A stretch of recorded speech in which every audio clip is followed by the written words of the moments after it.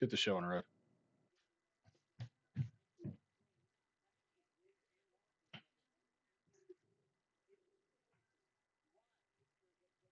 Mhm.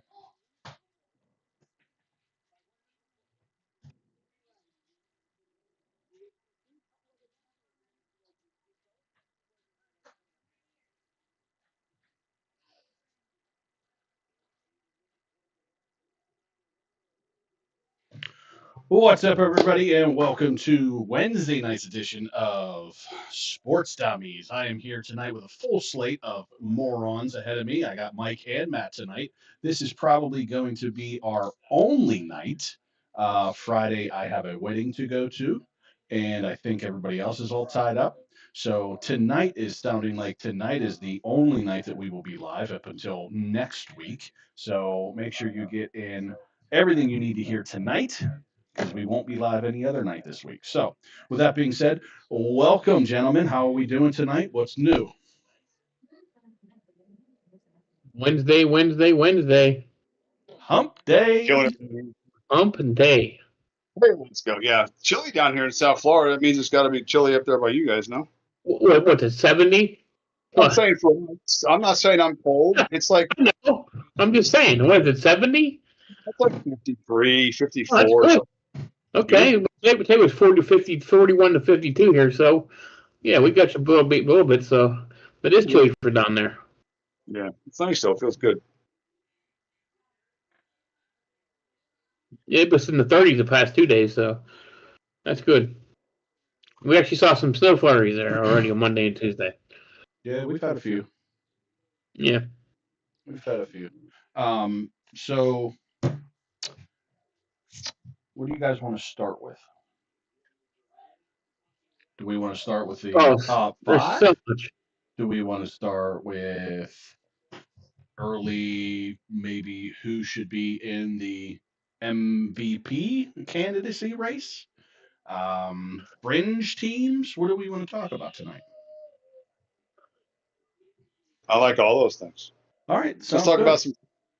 Yeah, pick one. Okay, well, Matt, before we go too far into football, let me just give you a little bit of baseball news. How about that, huh? Let's talk baseball. All right, you ready? Okay, Emmanuel Clace and Luis Ortiz are accused of taking $12,000 in bribes and could face Cheater.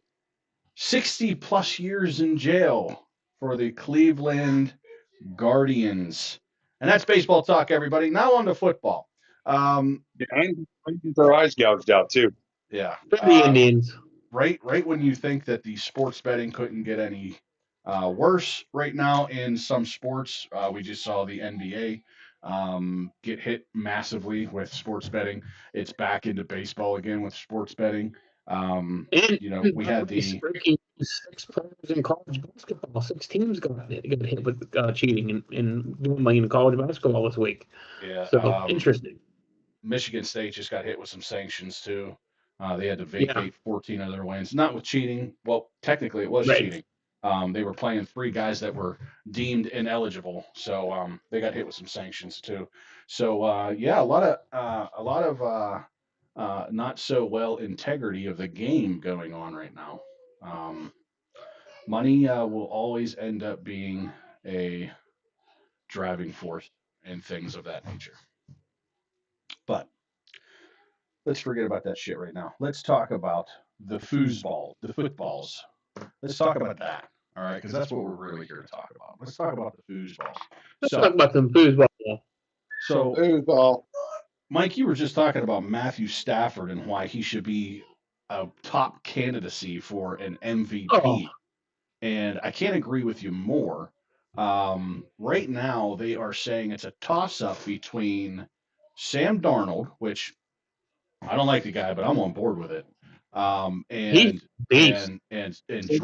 Drake May. Drake May ends up leading that race right now. Is the odds-on favorite right now to win the MVP. And gotta say, I can't blame that one either. He took his team to 7-2. They're looking great. They're probably gonna end up winning that division. And again, what is the MVP supposed to be? He's supposed to be, if he was removed from your lineup, your team would not be as good, right? That's what the MVP is supposed to be. What it has turned into is a quarterback award. Just what it has been. I think the last person to actually win the MVP that was a non-quarterback, I think was Adrian Peterson, if I'm not mistaken. And that was, I don't know, what, 8 years ago, maybe, if that, maybe less, maybe more. I don't know, give or take. Um, and we even thought that, uh, at least I did, that Saquon Barkley should have won it last year. And it Right. turns out that he didn't, and Josh Allen did.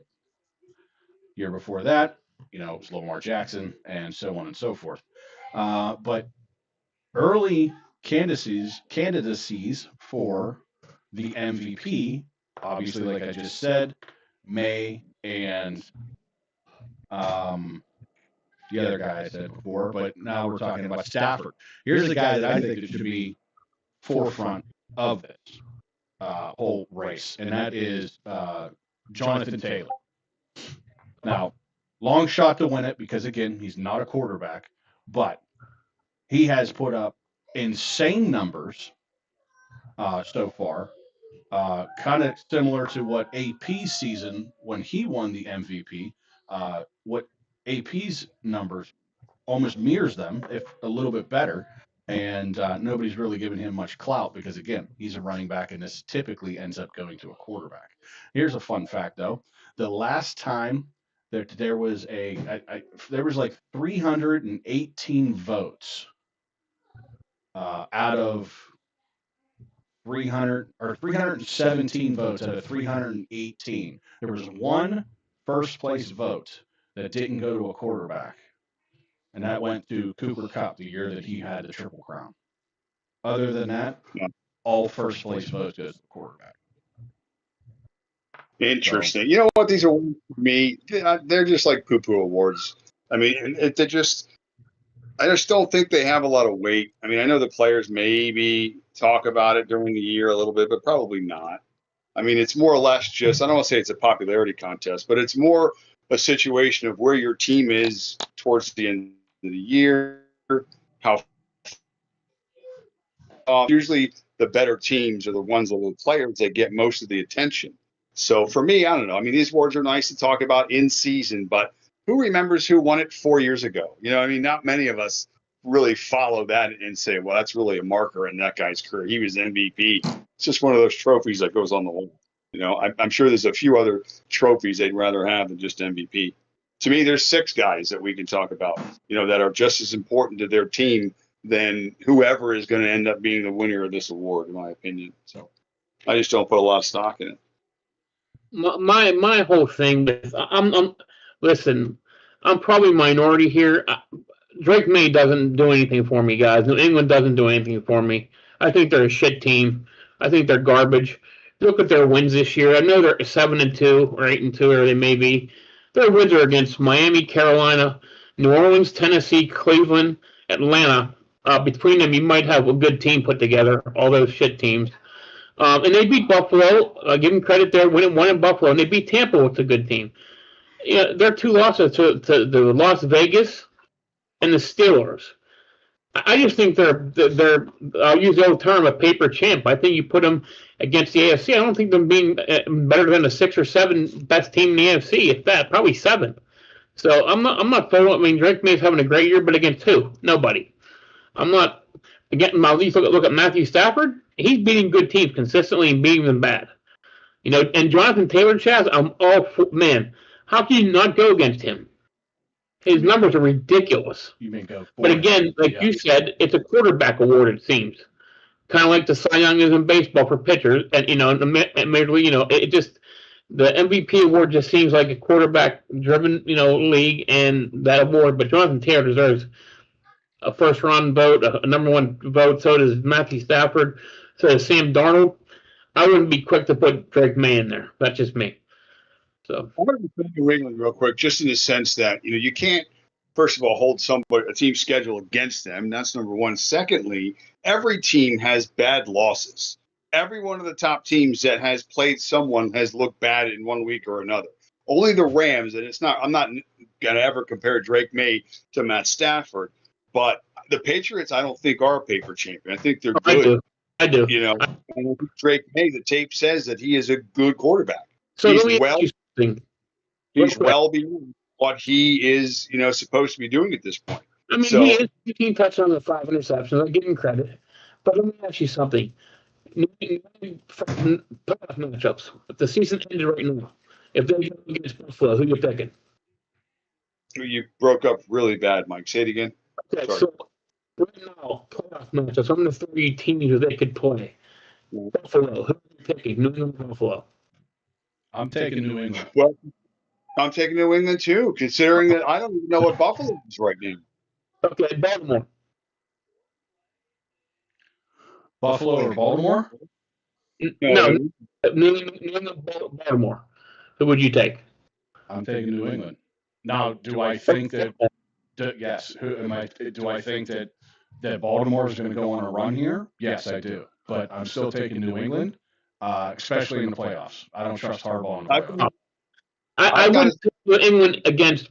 I wouldn't take New England against Buffalo, Baltimore, Kansas City, Indianapolis, or the Chargers right now. And you might throw Denver in there as a team that is 50-50. But I'm just not a believer in New England because they just, I don't know. I'm just not. But you know what? They're 8-2 for a reason, though, so I get it. You know? And again, you don't have to believe it now, but time will tell with every one of these teams. Yeah. You know? I mean, right now, look at it. Right now, the Chargers on the outside looking in. They're not even in the playoff picture right now. I know, which is insane. You know what I mean? So anything can happen. You know, the Chiefs are 5-4. I know. The Ravens are 4-5. At this point in time, they're usually 8-1, 9-0. Right.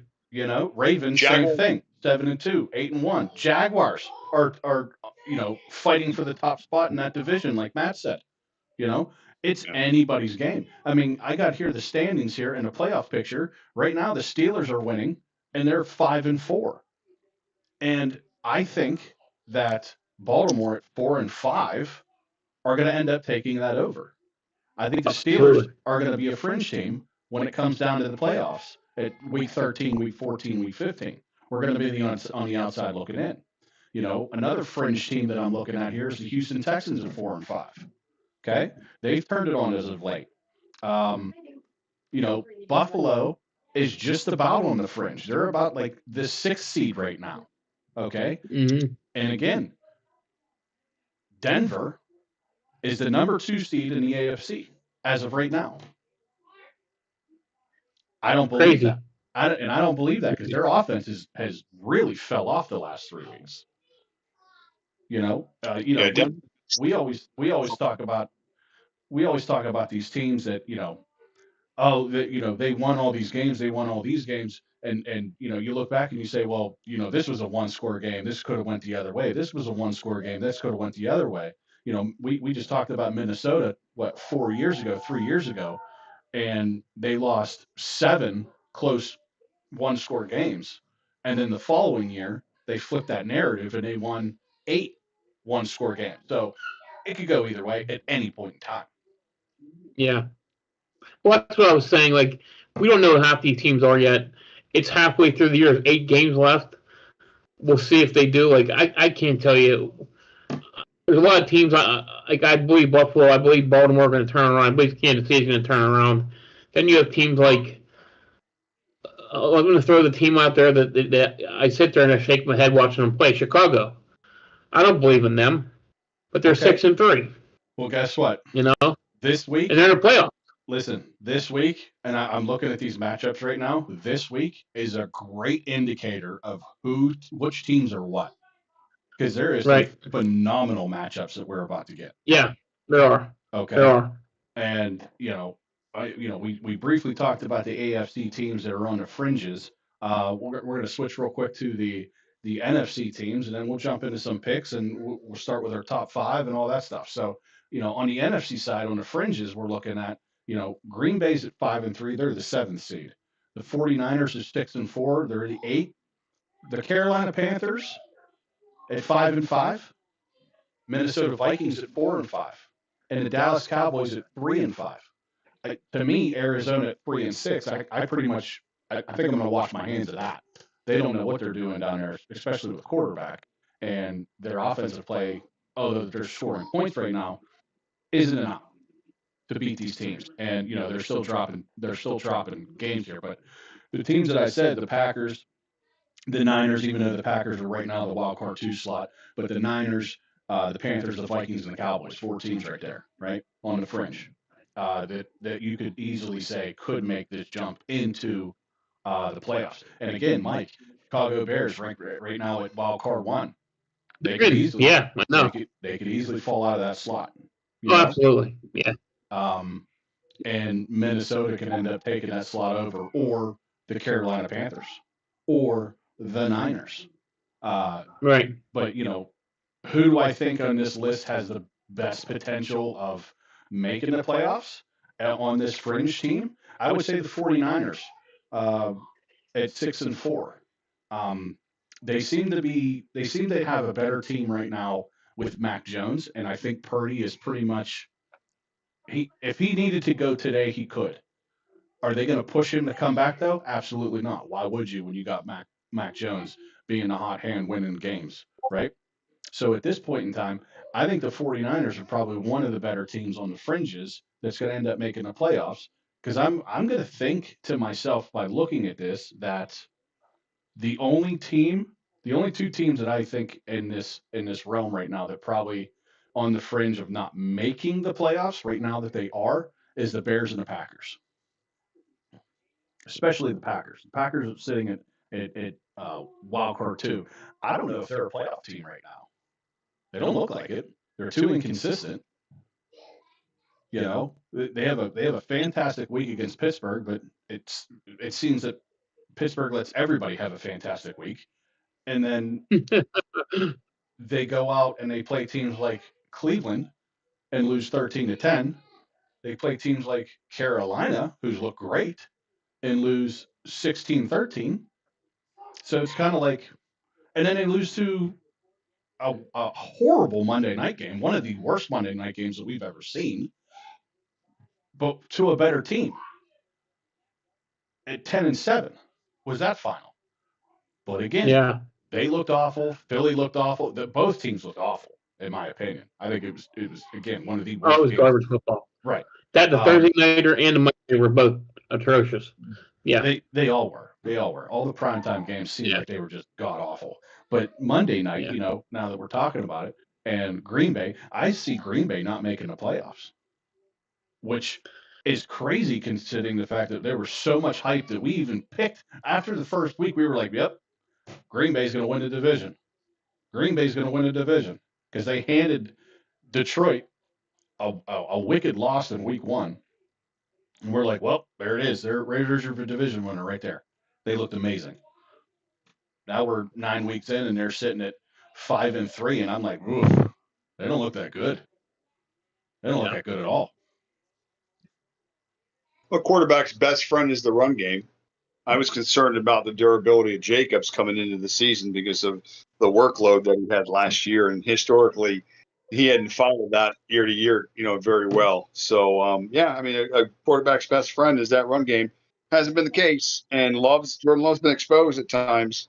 Those receivers, again, you still question the durability in that room.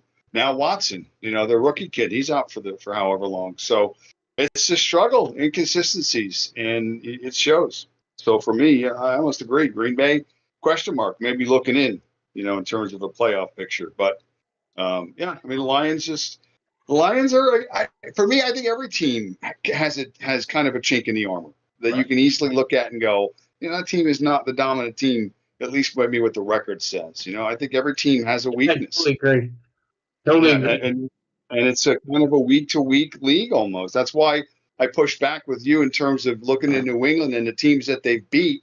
I'm sure within their schedules, they end up beating teams that were better than they were. If this was college, we'd be looking at strength of schedule. We'd be on our heads because we would be so confused as to how to rank teams. Because week to week, Green Bay, we talked about them. They tied Cleveland. And then Buffalo goes out and loses to the Dolphins. And it's just, there's 3 games every week where you shake your effing head and you're like, what are we watching? So there's no way to use that necessarily because there's no truer thing about you have to. It doesn't matter what the matchups tell you week to week. You got to go play football. So and that's what really matters, and all the variables that come into play. So yeah, that's interesting though. I got some Caleb net stats for you that we'll get into. I was, again, just based on what the tape says, the kid was a deer in the headlights. Not the case. Last couple of weeks, big numbers turning around. Small sample size, but it seems to be the Ben Johnson thing seems to be clicking a little bit out there. So their issue is their defense right now. Their defense is just terrible. But offensively, we'll talk about it. All right. Well, Matt, do you want to get into our top 10 or top 5? Now, again, are we going to focus more on fringe teams that are either a yay or a nay, in my opinion? I mean, we can. I mean, we kind of opened that gate already. Okay, so let's walk right through it. One of my nay teams, even though it's Mike, you mentioned it. It's the 49ers. They're looking up, in my opinion, within their own division that are two teams that are better than they are. I mean, just better than they are. Probably roster wise, it was certainly probably at the quarterback position. I know that maybe still hurts a little bit, Chaz, but again, we're just week after week, we're seeing Sammy just light it up. And it's like, that's a pretty big mountain to climb. There's only 4 teams in that division, and they're the third best on paper and statistically speaking and on record and everything else, and we're halfway through. So then they're a little snake bitten. They've been dealing with injuries, starting with Kittle missed a few weeks, and they haven't gotten the receiver room right.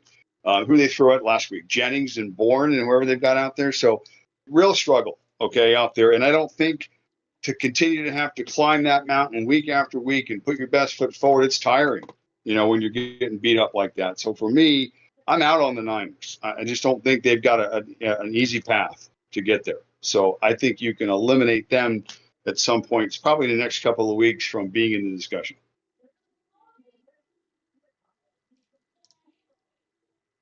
Okay.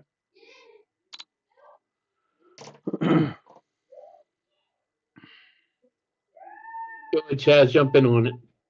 All right. I'm going to go to the AFC. I'm going to talk about the Houston Texans. Again, they've been on fire as of late, and they seem to have been getting, stacking a couple wins. But now, here's the chink in the armor. We talked about this for so long. Their offensive line, and now C.J. Stroud is dealing with a concussion, probably one of the worst times to do it, because we're getting into the meat of the schedule, right? You're getting into the most important parts of your schedule is usually around the middle of it. Obviously, the end of your schedule too kind of helps with your seeding purposes, but the middle of your schedule kind of depicts whether you're going to make the playoffs or not, right? So, I think Texans, even though they're right now they're at number 9 in the seedings right now as far as if playoffs were to start today. I don't see them doing it, and especially considering the fact that they're in a very tough division that we didn't think was going to be tough this year. Jacksonville's come on of late. Even though they're 5-4 and lost a couple, they look like a better team that they have in years past. And the resurgence here of the Indianapolis Colts just really dominating this division overall. I just don't see how the Texans can muster up any more than what they've already done to order to make that final push and to get into the playoff picture. Number 1 scoring quarterback last week in fantasy football. Anybody want to throw a dart at that? Number 1 scoring quarterback last week in fantasy football? Yeah. How about Davis Mills? Woo! Dropped the bomb and the mic. Yeah, how about that? Now, again, I think it's a little easier when teams have only a few days or a week to prepare. In that situation, you talk about, obviously, these guys, trying to come up with a blueprint. What are they going to do? And Davis went nuts in the second half. That wasn't on any board. So I don't think he's number 1 quarterback this week, but their offense doesn't have to be very good because that defense is very good. So don't turn the ball over. Find some sort of a semblance of a run game, and I guess we'll see what happens with Houston. We're talking about Baltimore making a run from the depths of wherever record-wise. Houston, I don't know. Indy, Daniel Jones. Are we waiting for the shoe to drop? Maybe. I don't know. We'll see. What I happens? don't know. I think that shoe's tied pretty tight. I don't think it's dropping. Daniel Jones, Darnold. Who are you taking? Which guy? Daniel Jones, Sam Darnold. Mike, who you got? Darnold's a beast. I'm taking Darnold every day. Oh, okay. I don't know. I'm taking Jones. I know you are. I'm on the Sam Darnold train, man. I believe in him. Well, again, I have been on for I believe in Sam Darnold. We will see. Okay, we will see because right now it's looking like he is a regular season quarterback. So a team that I'm going to go with dropping, we've talked about here. You know, the Patriots are probably going to make it just because they're the record right now. The Chicago Bears, they're 6-3. They're -8. They've given up over 2,000 yards in the last 4 weeks, guys. I mean, and their schedule is not very pretty for them looking ahead. I just don't see how they're going to keep it up. Their schedule remaining weeks, they have the Vikings, the Steelers, the Eagles, the Packers, the Browns, the Packers again, the 49ers, the Lions. I mean, you can't look at that schedule and say there's a win for you guaranteed. I mean, it's going to be a tough uphill climb for them. I can't. Oh yeah, I know you're going to say, but it's just I just don't see it. I'm not the one benefit the one benefit they've had, which has appeared out of nowhere the last 3 weeks, is a running game. Between Mononge and Swift has really helped out that offense. You know, they put 47 up on Cincinnati, and Roma Dunze didn't have one catch. That was pretty impressive. So, passing rating the last 3 games. Okay, this is in the fourth quarter. 145 passer rating in the fourth quarter in the last 3 games, and these are all games where they've been competitive games. They've had to come back in 2 of them, and they've won those games. And he's playing as well as he's played to this point in his young career. And there's been strides. So to me, it seems like the coach, the quarterback, that important relationship, development, and the run game, you mentioned it, it sucks that their defense just blows, geez, because, good defense helps a young offense, and a young quarterback at least. But to me, their problem to me is they beat the Saints, they beat the Bengals, they beat the Giants, teams they should beat. I just don't look at that schedule. I'm going, man, I think it's an uphill battle for that team. I don't believe in Caleb Williams. Matt, you're exactly right. His numbers the last 3 or 4 games are really good. But I just don't believe in him. I don't believe in and that defense is what's really just tipping me over to see them falling out of the race in the NFC. So. We'll say this is one more thing, and then we can move on past the Bears. Is again, according to Cosell, Caleb Williams made a throw last week that he said that he doesn't think that there's another player beside maybe Patrick Mahomes that could make that throw the way he did it. It was on the run, and he showed it on the tape. It was on the run, running to his right, and it was in those conditions, which were brutal. That was a windy game, and I had made note of that looking at weather for that game. That was the only game that was orange that day because there was high wind. He made a 40-yard dart that literally was on a string, and it was unbelievable. Like, again, literally, he said maybe Patrick Mahomes could make that throw. So physically gifted, not a question. Ability, great coach situation, talent around him, not a question. Again, it was cleaning up this, and it was getting it right between, huddle and pre-snap, and being able to look at the defense. And you would hope that comes with experience and more games. And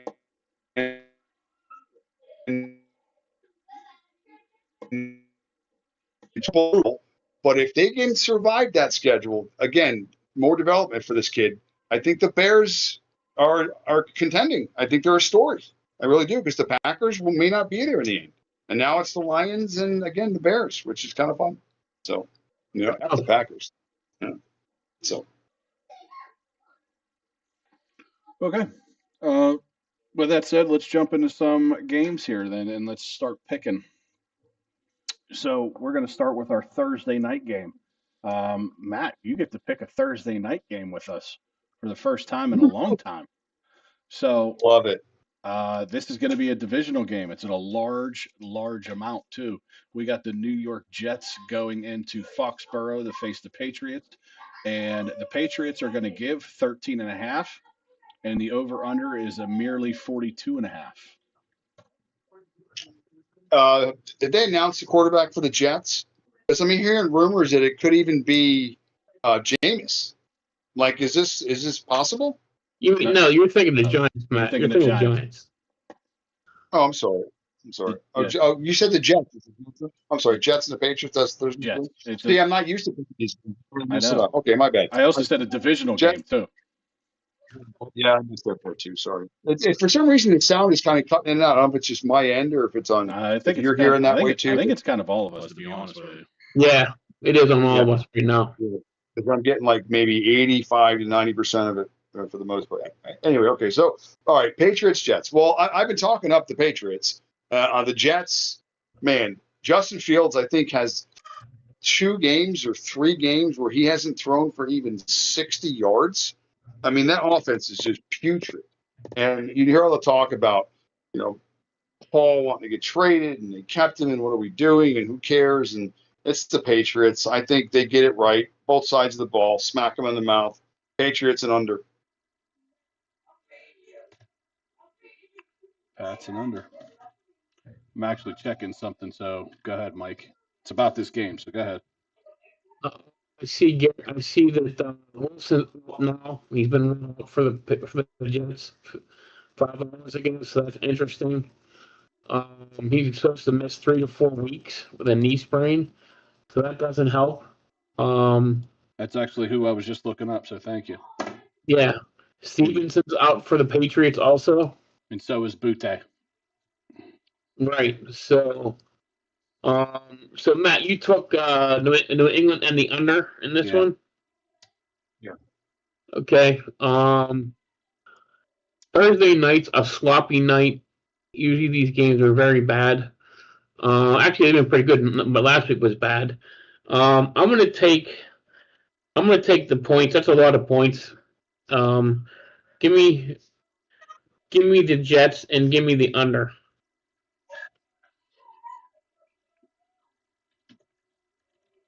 All right, my theory kind of worked last week, so I'm going to keep it. I'm going to take the over, but I'm also going to lay these points. I know it's a lot. I know it's a divisional game, but I think that the New England Patriots are 13.5 points better than the measly New York Jets. They don't have much firepower going on for the Jets right now, especially with Garrett Wilson out.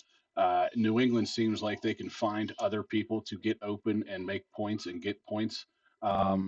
Through the air, and Stephon Diggs has come on as of late here. So I don't have any issue. I don't think the Jets can figure out anything to do with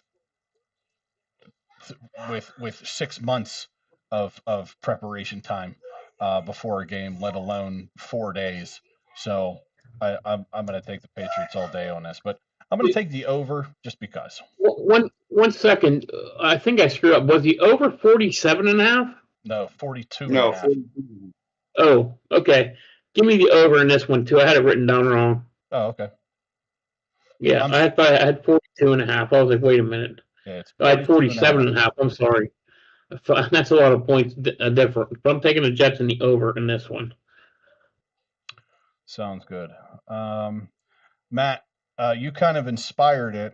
So we started playing a game called Guess the Best Financial Game to Go to. Okay. Now, since you probably already know the answer because you might be looking at it, I already know the answer. So Mike, we're gonna play it with you. I haven't looked. It's in front of me. I can look, but I haven't. Okay. So I have looked because I like this game. Okay. So I like being the host of this game called Guess the Ticket Prices. Now, we can wait until after we pick the slate. because at least at this way you'll know which teams are playing, and then you can decide which you think is going to be the lowest, or you can just guess outright now. Okay. I'm thinking this one. It's in New England. It's a divisional game. It's got to be like $45. Okay, you are on the under. Okay. Wow. Yes, Okay. That's on the under. That's really low. I think you can get in there for about $1.22. Okay, you are on the over. So the actual retail price is one Benjamin. Will get you into this game. I wouldn't pay $100 to see these two teams play. You got to be kidding me. One This Benjamin. ain't the price is right. You got to be closer. I don't care if you go over. You got to be closer. You lose. All right. So I now, won the showcase. You went over. okay. All right. So now we are into Sunday, and we're going to go to internationally Madrid. K-Pasta. Quickly. Yes. We're going to go into Madrid, and we're going to watch the Washington Commanders at 9:30 in the morning take on the Miami Dolphins. Yeah. And the Dolphins are actually giving points in this one. The number here is 2.5, and the over/under is 47.5. Yeah, I'll go first. It's a National Chalupa Day, apparently, there. So that's what they're going to be giving away at the stadiums. The Dolphins are giving away 2.5 chalupas in this game, like you said. Who cares? The Dolphins played inspired last week. I'm not sure why. Maybe it was because it was divisional and they don't like the Bills. Offense has not been the problem. Their defense also stinks, and they've stunk all year. So, I mean, where's the inspiration here on either side? I don't even know. Commanders is who's quarterbacking? Is it going to be Mariota still? Yeah. Wow. Mariota. Gross. And 47.5 points. Are they playing this game downhill? I mean, is there why there's so many points in this game? This makes no sense at all. Give me the Commanders and the under in this game. How about that? And two chalupas, hot sauce on the side, please. This effing game and wherever the hell they're playing it. So, is that even the same time zone we are? Like, or do I got to wake up at like 3 No. No. It'll be on Here. It'll be on at a very crisp 9:30 a.m. Same as when they do it over there, in England, where the hell they do it? It seems that every international game is 9:30. Yeah. Yeah, the fix is on. Yeah. Except for the one that they do in Mexico. So,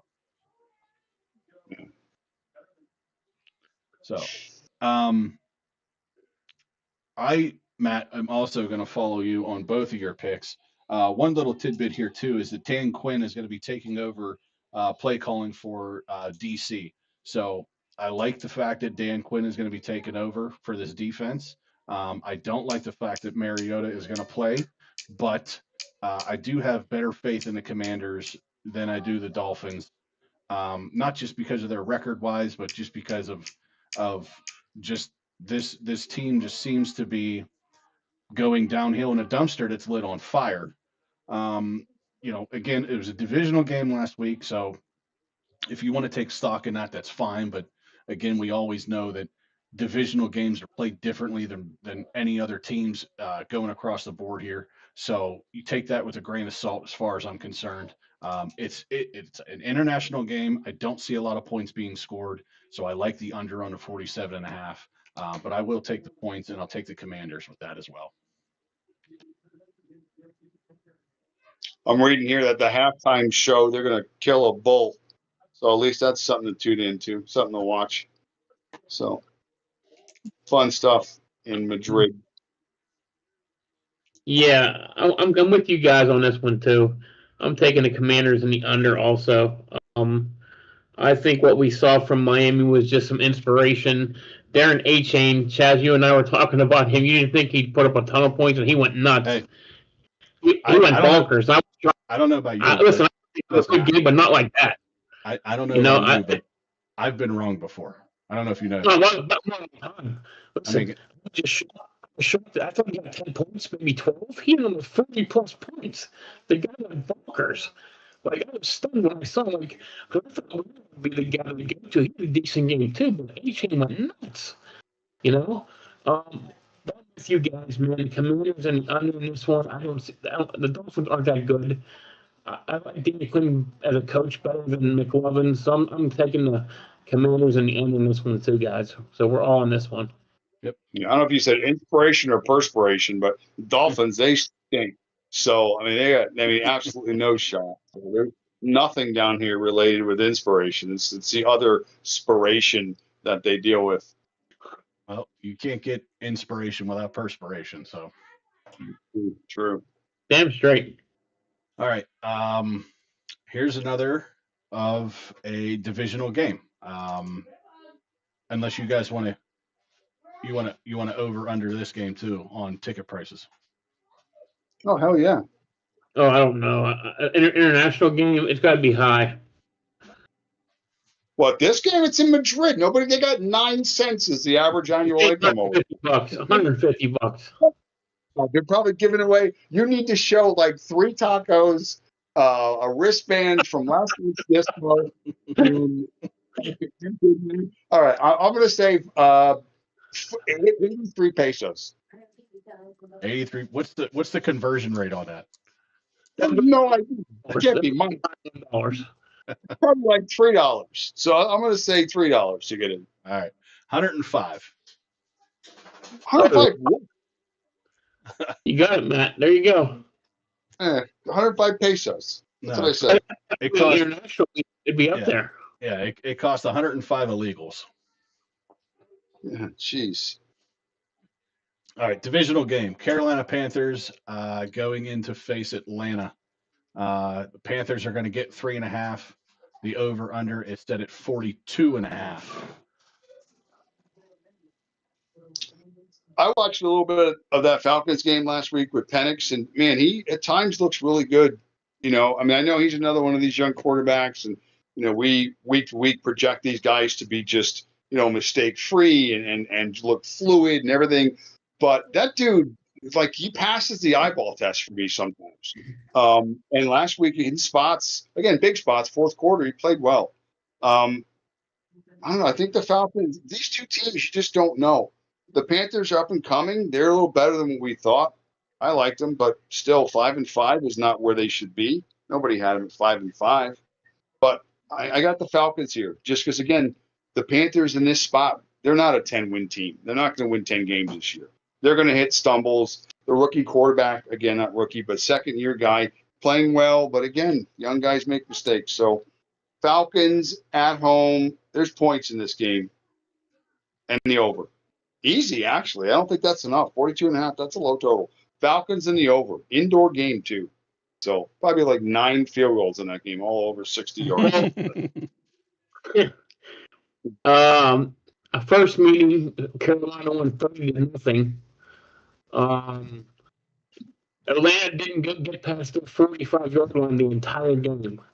The first meeting, which is really strange.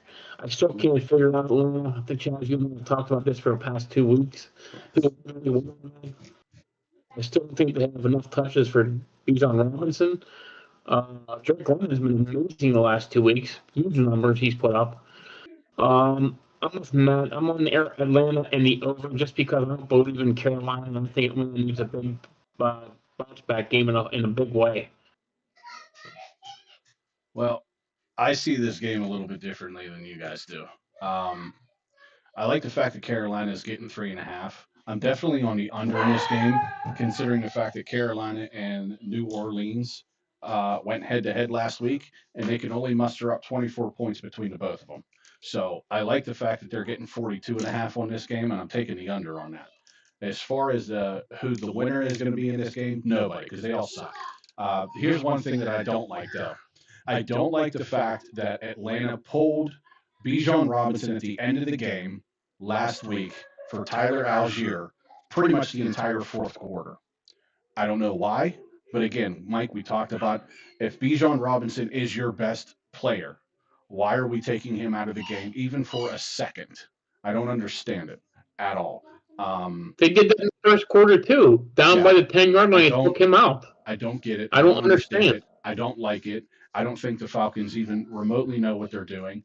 I think the Panthers have a little bit more grasp, even though they lost last week 17-7 against New Orleans I think the debut of Tyler Show. Um, I still like the Panthers in this game, especially indoors, and they're getting 3.5 on top of it. So I'm going to take the Panthers on this one. And I'm going to bank on the fact that it's a divisional game. They're going to play it tight. And both of these teams can score points at times, but Atlanta, Yeah. Atlanta looks like they don't know what to do with their players, and I just don't think Carolina can score as many points as 30 of what they did the first round, which still puts us under 42.5 anyway. So Right. that's why I like the under in this one. So moving on in this one as well, Tampa Bay going into Buffalo to face the Bills. The Bills are going to give 5.5. The over under is set at 48.5. Just a playoff game for the Bills, in my opinion.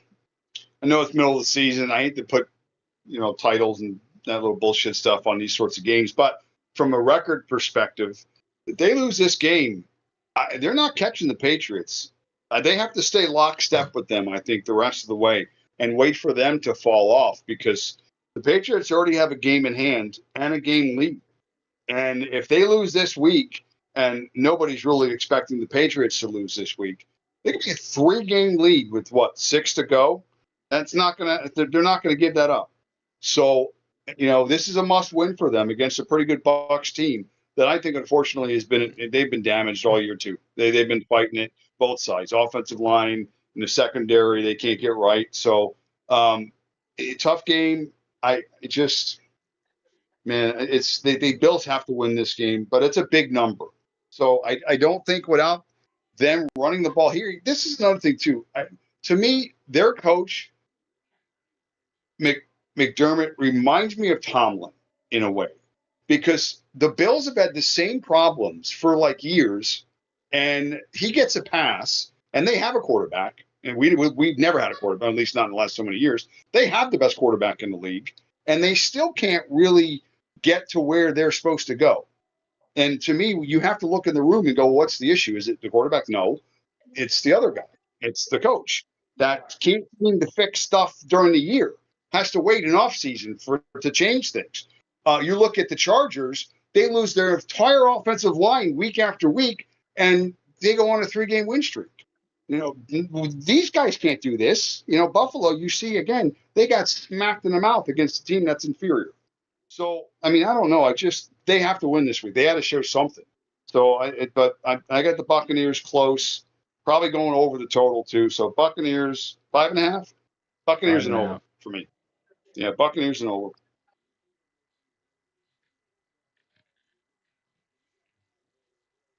Did you like my reference with McDermott and Tomlin? They coached together with Murray, so it makes sense. They probably slept together too. PG show, Matt. PG. I'm not saying anything happened. This is nowhere near a PG show. You know how many times we said fucking shit on this show? Listen, they could have been head and toe. That could have been something weird, but it doesn't have to be. So what you're saying is they're like Bart and Ernie. I gotcha. So I'm just saying, Tomlin got. Who knows? I don't know. Why is that glass look like you just pulled out of that 70s show? Because it basically was. That my God rest his soul, my father-in-law's house, and there, whatever, we got all a bunch of stuff we got from the house, and he had these monster glasses. I like my big glasses, so that glass probably is from 1970, actually. So you're right. Yeah. Cheers. At first, if it was red, I would have thought you took it out of Pizza Hut from back in the day. Love those glasses, man. Come on. Some. That's funny. I'll take the next. Give me Buffalo in the over. I'm with you. It's a must-win, I think, for both teams. Tampa Bay's been struggling a little bit the last few weeks. They have a lot of injuries. I think that, if I'm not mistaken, Irving's back this week for Tampa Bay. Right now, he is practicing. Okay. Yes. Okay. I just like. I think it's going to be a shootout game. I think Buffalo needs a right to ship and quick. So I think it's going to be very high scoring, maybe 31-28, 31-27. Actually, like 31-21. I'm like Buffalo in the over in this one. I think they cover too, Ooh, but more than a you touchdown. took So Buffalo. I thought you were going the other way. It's 35, 34, 31, 38, just whatever. Like it's like line of them. M63, bingo. So Um, I like the over as well in this game of 48. I mean, it's only 48 and a half. I kind of find that alarming considering the fact should that be like both of these, 55. yeah, I mean, considering the fact that both of these teams can really score points and both of these teams kind of have defenses that tend to forget to play defense sometimes, especially in Buffalo. Um, Yeah. but I do like the fact that Tampa Bay is getting 5.5. They do have a high-powered offense, especially with Baker, who loves slinging that ball around. Tez Johnson coming out, Amika Mbuka coming out. I like those receiving core a lot. There's even word coming around that Chris Godwin might play. He was also on limited practicing, so that's a good sign. He's trending to coming back. So good signs all around. So I like Tampa Bay. They're especially since they're getting monster points in this 5.5. Jesus. So they still cover if they lose by a field goal. So yeah, I love that in this. So I don't think Buffalo beats them by a touchdown. So $150 get you in that stadium. how much you are you guessing or do you know? Yeah, I'm guessing. I have no idea. $150. 150. Go ahead, Mike. Oh, Tampa Buffalo. That's a big game. I'm saying like 145. Okay, he was This closer. isn't the He was closer. you know 162. 162. Wow. Wow. that's 2 in a row, buddy. 2 in a row. Hey, listen, too. You got to understand. Buffalo's got to pay for a brand new stadium, so their ticket prices are going to go up a little bit. Good point. Yeah. You didn't guess Yep. the Carolina Panthers and Atlanta Falcons. What? How much is it going to take to get into that game? 60 I've bucks. I've been in that stadium twice. It's a cool stadium. It's nice. But it's I'm gonna say $30. All right, you got to say that again because you cut out real bad. Oh, sorry. $36. 36.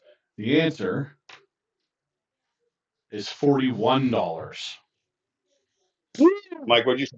I said 60. He said 60. Ho, baby. Yes. All I'm right. on fire. Go. Do we dare talk about top five fringe teams again? Yeah, Sure. let's go back. Yeah. Hell yeah. Let's do it. So I'm going to go because I'm excited to say this team. Um, I'll take this one because I think it's not only the fact that it's a fringe team and they are going to probably turn it on a lot better than they did in the beginning of the year, but also they're going to get a lot of help in their division. Okay. That team to me is the Baltimore Ravens. Baltimore ends up winning this division. And even though we were sitting at 4-1 and they were sitting at 2-3 or whatever the piss their record was, they were still the favorite to win this division. Think about that. We had a winning record and they didn't, and they were still favored to win the division. That should tell you what these people think of Pittsburgh and what Pittsburgh actually is. I think Pittsburgh's going to fall apart here, which they have been. I feel terrible for Rodgers because obviously a great career like he's had. You would hate to see a guy go out like this. Kind of like what Philip Rivers did in Indiana as well. It's terrible to see. You wish better for the guy, but it is what it is. On paper, we should have a rock star of a team here, and we just don't, and we all know why. But I can't see them having a winning record when it comes down to the end of the year here. I was hopeful that they were going to make it to the playoffs and win a playoff game this year, but at this point, I don't see that happening. So my fringe team is the Baltimore Ravens to make it and win the division, and the Steelers to absolutely collapse and fall out of the playoff picture altogether. The Steelers are cocky poodoo. They're stinky doo doo.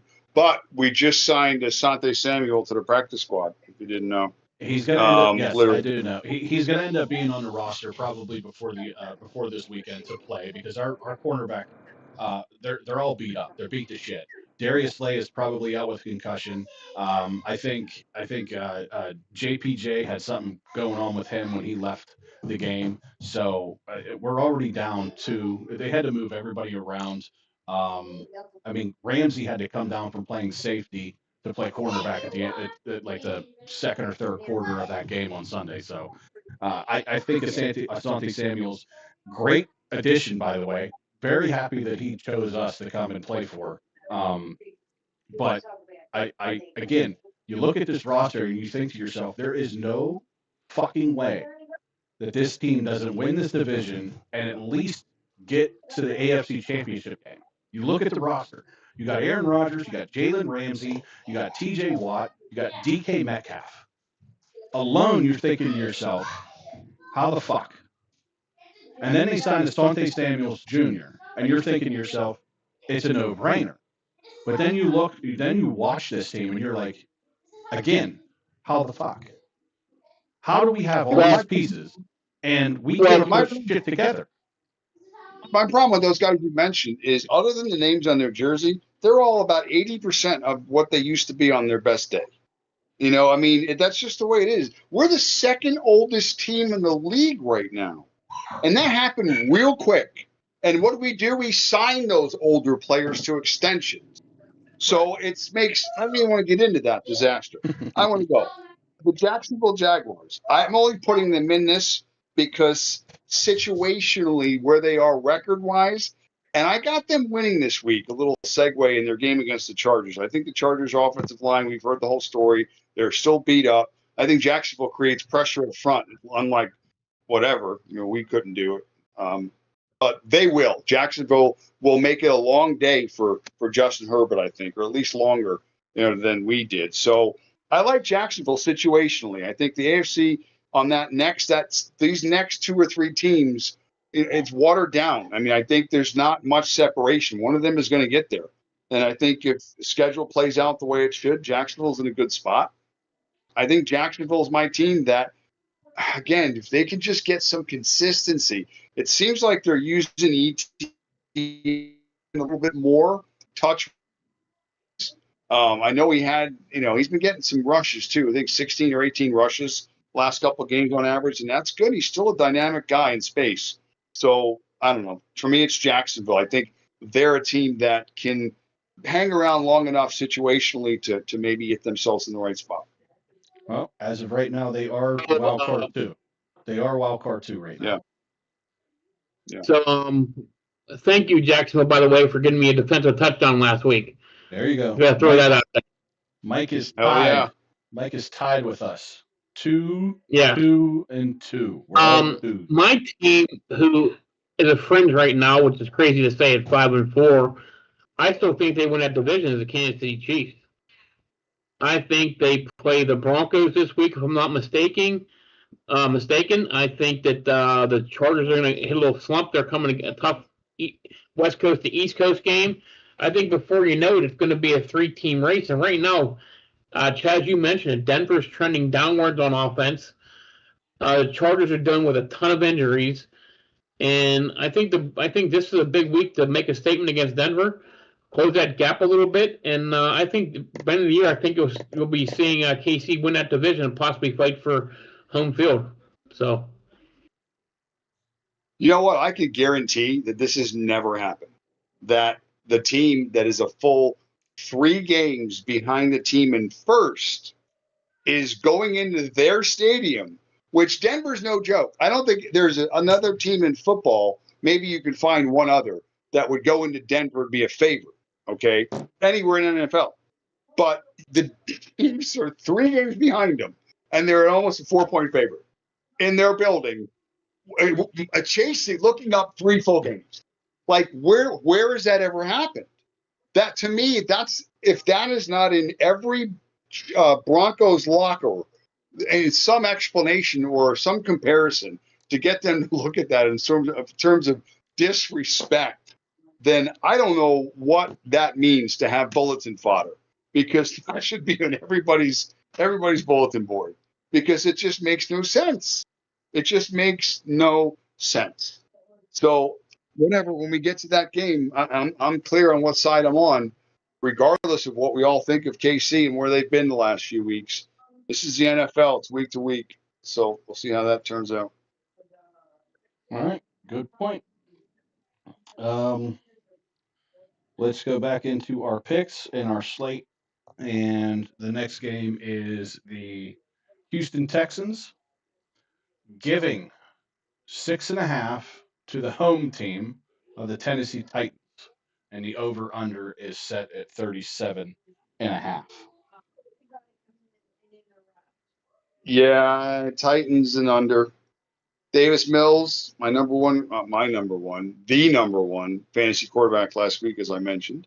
Yeah, good for Davis. And the tight ones are terrible, as Charles would say, terrible.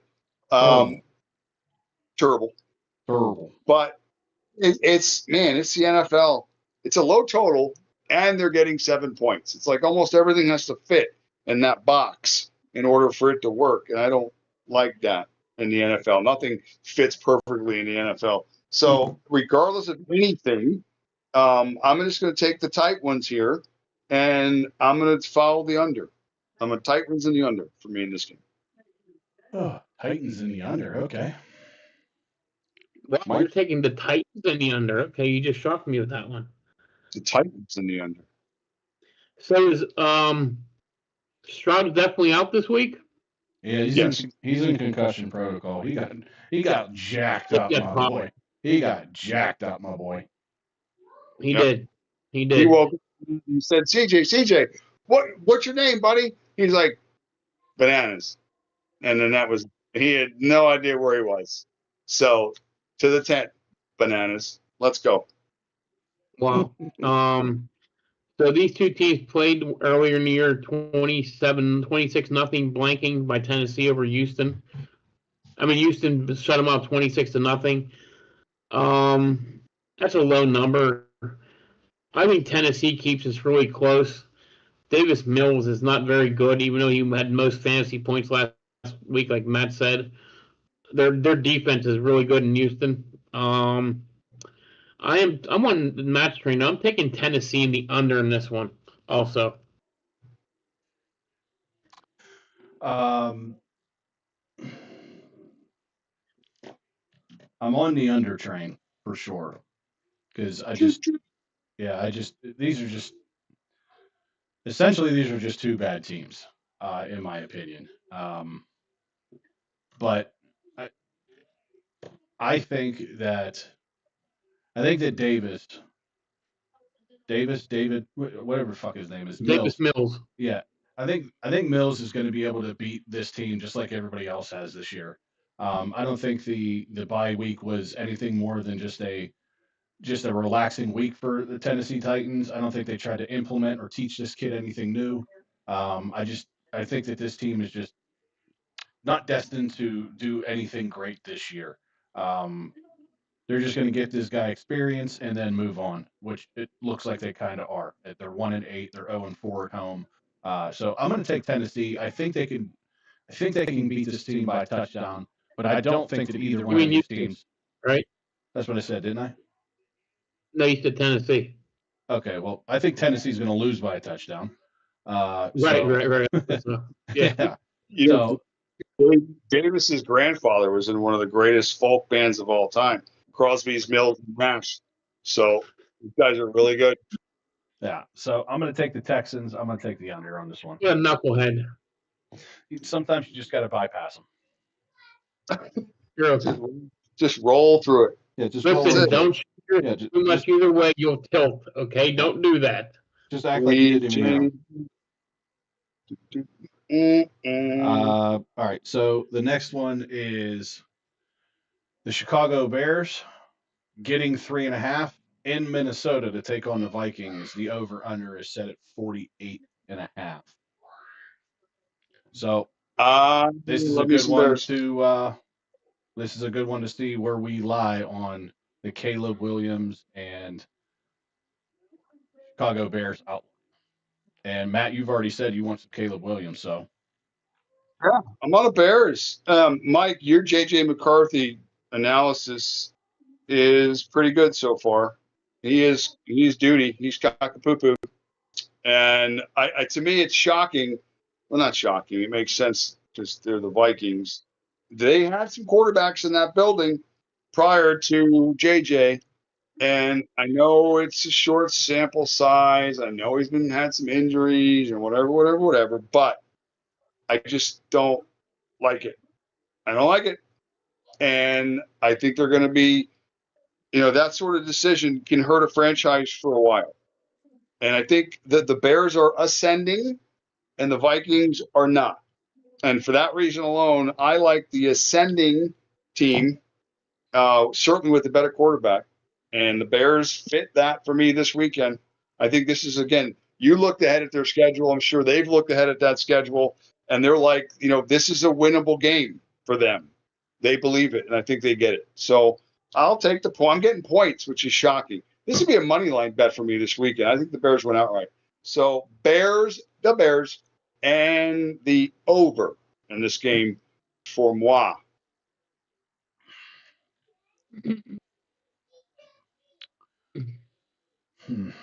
Go, Chaz. I don't like the over in this game at all. I think the under is going to hit in this game. I think it's going to hit it hard. Divisional game again. I'm not even sure I like the Bears in this game, to be honest with you. I don't like Minnesota in this game either. Quite frankly, they looked like dog shit the last couple weeks as well. I just don't understand. Obviously, we always talk about this stuff too, fantasy football wise, and those names that you just can't pass up when you get to them: Justin Jefferson, Jamar Chase, um, Joe Burrow, Lamar Jackson this year. You see those names and you get excited almost. Your heart starts pounding when they fall to you, and then they have seasons like this where they're almost non-existent with the exception of Jamar Chase that plays the Steelers. But he can't play the Steelers every week. So, but in the same right, Minnesota should be doing whatever they can to get Jamar Jefferson the ball or Justin Jefferson the ball. And it just, for whatever reason, they can't. So Naylor has stepped up. Jordan Addison has been a huge asset. And Aaron Jones is now coming back, which is going to help J.J. McCarthy in the long run anyway, to help open up that passing game, and probably Justin as well. We talk about the Bears, and Mike, you even said it yourself. You're not so sure that this team is going to be sticking around in the long run. You're not impressed with them, even though Caleb has looked a little bit better thus far, definitely better than he has last year. They're 6-3. But they're in Minnesota. I don't like this game at all. But I'm going to take Minnesota in this game at home. But I don't like the over in this game. I'm taking the under as well. So I got Minnesota in the under. So I'm on record. I don't like either quarterback. But that being said, Minnesota has a defense. Chicago does not. Minnesota will score a defensive touchdown, by the way, in this game. Ooh, or a special teams touchdown. There goes the first one. I'm reserving mine until the end. To read the defense. He has a great fourth quarter, but the first through third quarters, guess what? He's giving one up. Other way, guys. Give me Minnesota in the under in this one. You know what? Man. Ooh, let me check something out here. That's a big number, 49.5, but I got 48.5, but 48.5. I'm sorry, 48.5. Real quick, let me see something here. Just flip one of the old bullions you got next to you. Heads or tails. So this is the second matchup between these two teams. The Bears won 27-24 in the first meeting. Give me the over. Give me Minnesota over a 30-24 win with a defensive touchdown for the Vikings. Oh, this makes me love my under because they've already went over. So I think this is a prime game for this team, both of these teams to score next to nothing. Consider this game 17-13.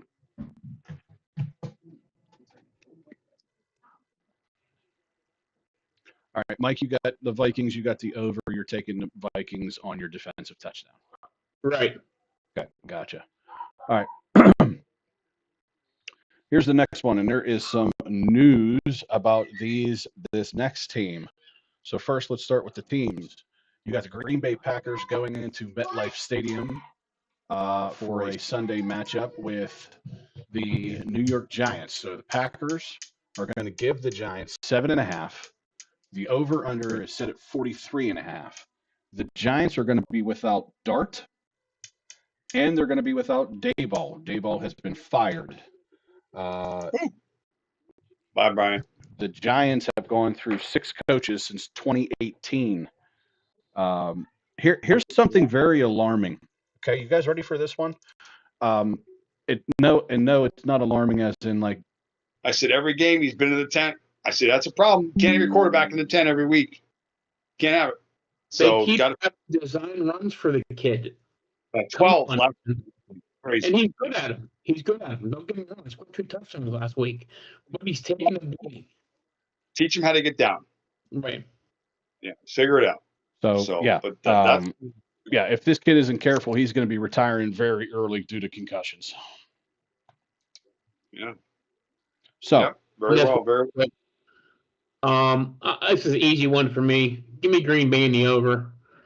Green Bay big bounce back game.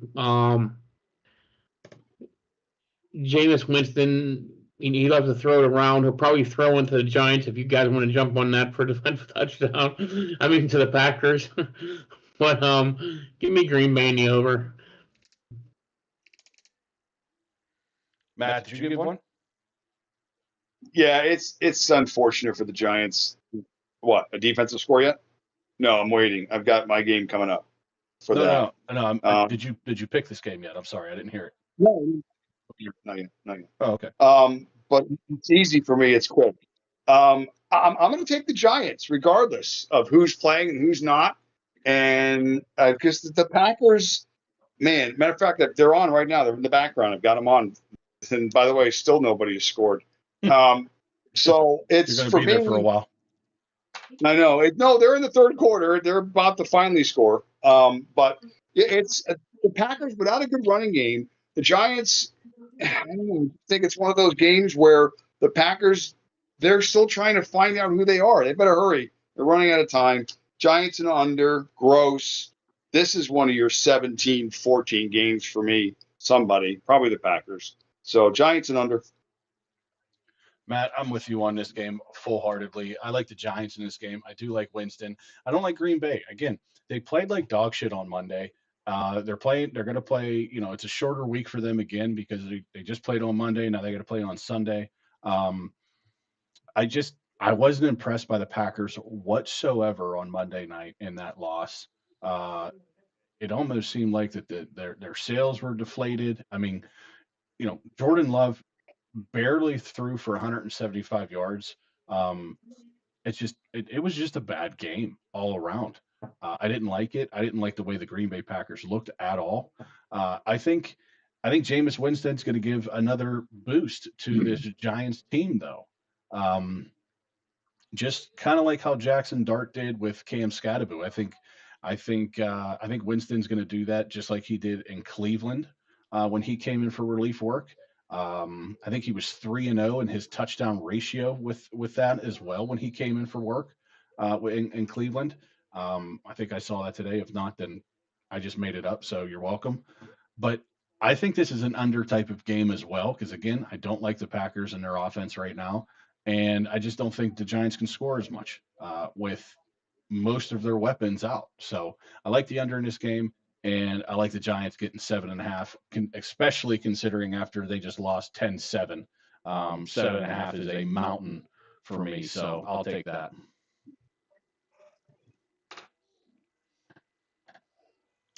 I don't know anything about football. We'll see about that. Mike, you don't know too much Neither either. Neither do I. I was going to say, you don't know too much either, considering what our records have been the last couple of weeks. Exactly. I know nothing. They've been awful. Nobody knows shit. I know a few, but not much about football. No. They sound good, though. Sometimes we do. But anyway, number 3 on our top 5 fringe teams.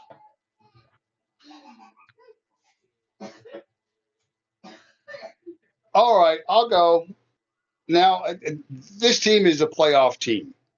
Okay, they've gotten out to such a hot start. They've looked really good. We mentioned the outside chance of a non-quarterback MVP like a Jonathan Taylor. So it's the Colts for me. We've seen the year they've had. Now, they got a stranglehold on the division. So 2-game lead right now, 3-game lead potentially. That's pretty good, especially when the other teams are like Jacksonville and Houston. And it's going to be tough for those teams to make a sustained 4, 5, 6-game run. So Indy's in a great spot right now. What did I say? But let's fast forward. Okay, and they're in the playoffs. First round, probably a bye and a home. There's a couple teams that could be in Indianapolis. Let's say the Chargers, a healthy Chargers team, opens against the Indianapolis Colts. I mean, I know the Colts will probably be favored by a couple points. I like the Chargers. I do. I mean, I think, again, at that point, when it's at that time of the year, give me the coach, give me the quarterback. I can't say it any other way. So give me the Chargers in a spot like that. What if it's Denver? What if the Chargers catch Denver? Or if we're all saying the Chiefs, somehow Denver has to go in there and play the Colts. I'm not too sure if I'm all Colts. So are you riding Daniel Jones to the finish line, to the finish line? I'm not sure I am. So Colts get there for me. Again, they're in a great spot, but I'm worried about any of their matchups, any of their scenarios, and you're going to have to look at the other team and consider them, depending on whatever the records are at that time or the lines, as being a team that, has got a great shot to beat a Colts team with Daniel Jones. Again, put it in your head, Daniel Jones. So that's for me, the Colts. I think they are on, not to say thin ice, but I don't know, slight house of cards at the worst position possible, quarterback position. So that's all I'm going to say about that. We'll see.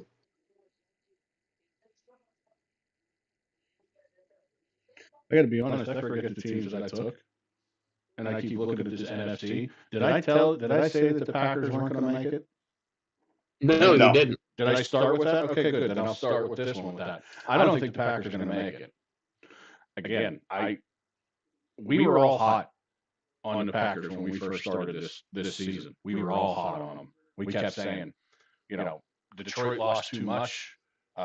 Minnesota's going to be there, but whatever. We didn't think that Chicago was going to be in the place that they're at, and we thought Green Bay was going to be at the top of this division. It's not looking that way. At least it hasn't for me. And right now at WC2, the Green Bay Packers, I don't think make it. I think they have the rest of this season is going to be, they're going to find a hard time stringing 2 wins together. It's going to be win, lose, win, lose, win, lose, all the way to the finish line. And that puts them at around 9-8, 10-7. But I don't think that's good enough in order for them to make the playoffs as a wild card team in this scenario. I think the 49ers end up taking that last spot for them, assuming that the rest of 1 through 6 stays the same.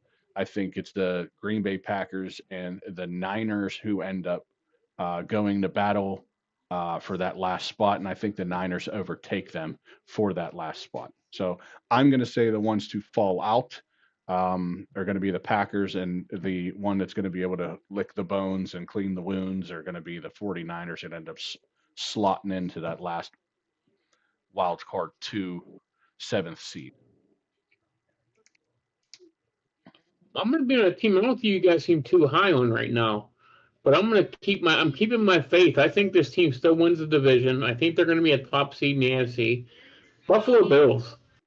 I know they've struggled. Their defense looks really bad. They've had some injuries, but I do believe in Josh Allen and James Cook and whoever's catching the ball there, Shakir and Knox, Kincaid when he gets healthy. I just think when it comes right down to it, when the weather's cold in December, I think they're going to pull all together and catch the Patriots. They'll beat them in the rematch at Foxborough, and they'll end up winning that division and be a 1, 2, or 3 seed in the NFC. I still think the Super Bowl could. I still think you're going. I still believe that your top three in the AFC are Baltimore, Kansas City, and Buffalo. I still believe that. So even though, like you guys both said, every team has a chink in the armor for sure. Defense looks like this team's biggest problem, but for some reason recently they've had problems scoring, which is odd to me. I think they'll get that fixed, but I believe in Josh Allen too much to think that they're not going to catch New England and win that division. So.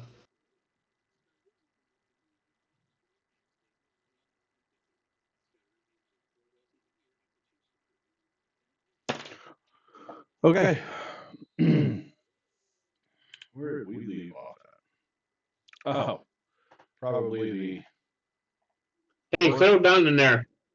probably the worst game of the weekend if you're a Pittsburgh Steeler, and that is the Cincinnati Bengals coming into town to play the Pittsburgh Steelers. Boy, it's going to be a busy weekend here in Pittsburgh. Pat McAfee is going to be doing his show live in Pittsburgh. Game day is going to be live on Saturday in Pittsburgh. And then you got the Cincinnati Bengals playing in Pittsburgh. That field is going to be atrocious. And the Bengals are going to get 5.5. And the over-under is at 48.5. Yeah. I love how they just assume that the Bengals are a 6-point dog to the Steelers. I mean, I don't think is anybody 6 points worse than us. I don't know, maybe the Jets, but even they were tough. I don't know. Bengals for me here and the under. You make a good point about the field conditions. I would have never considered that being like that because historically, when that field gets busy, it's an issue. So that's a smart analysis there, right on that part. So yeah, footing is a big deal on that situation. We probably win the game. We should win the game, but it's a lot of points. So give me the Bengals. Give me the under.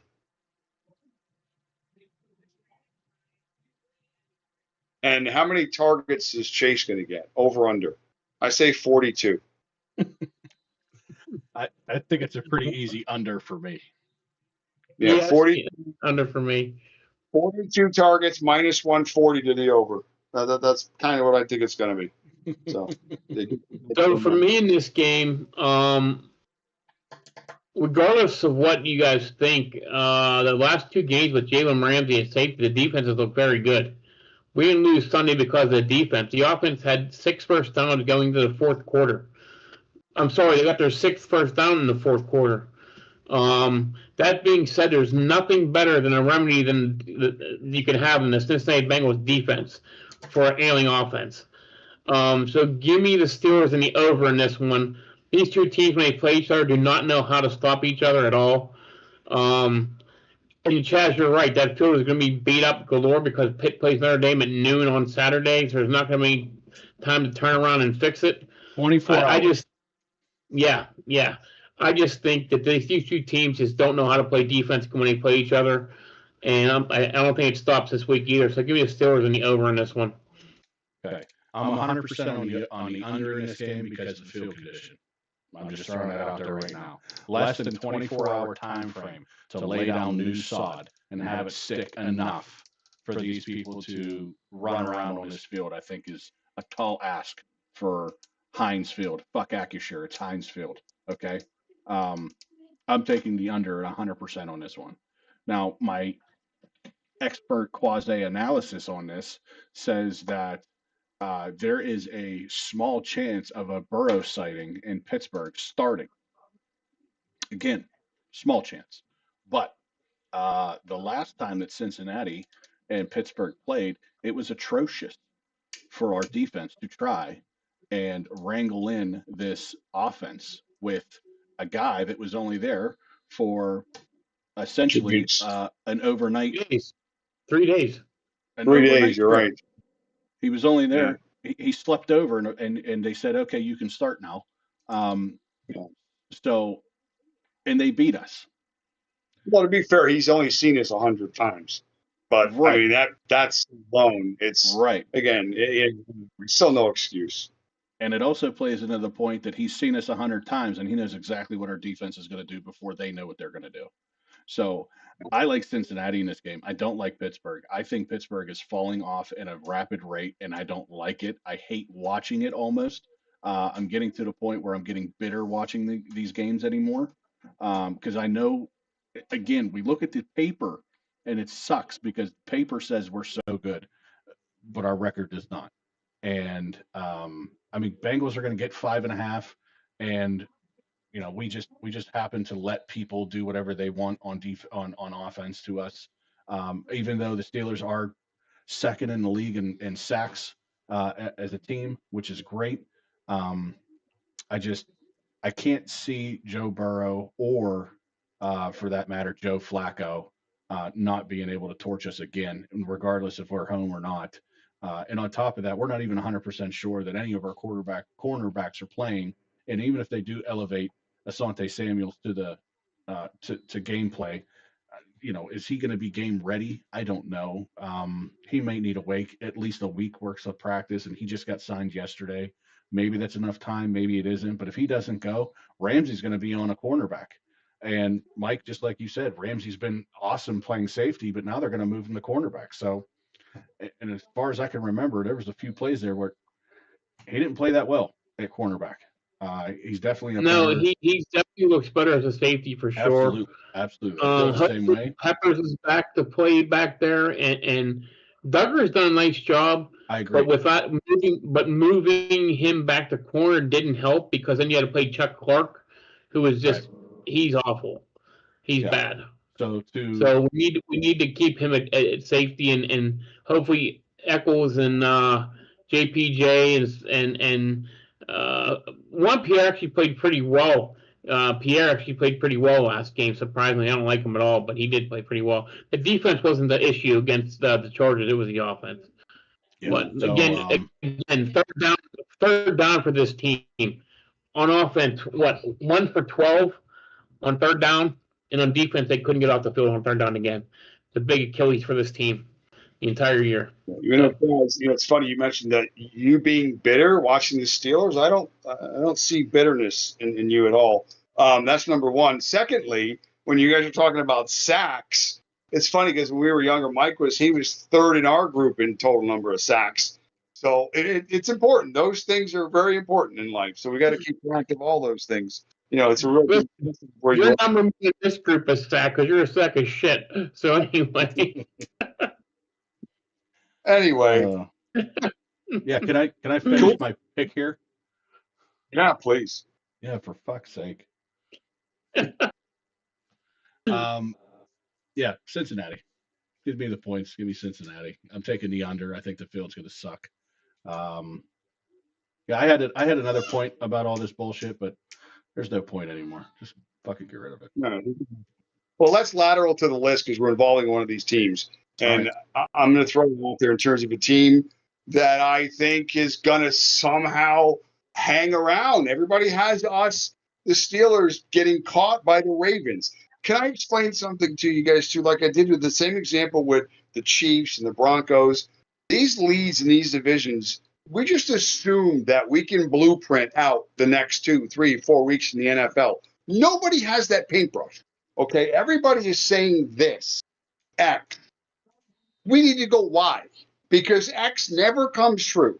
And everybody is assuming the Ravens are going to just continue to win, stay healthy, get themselves out of this hole.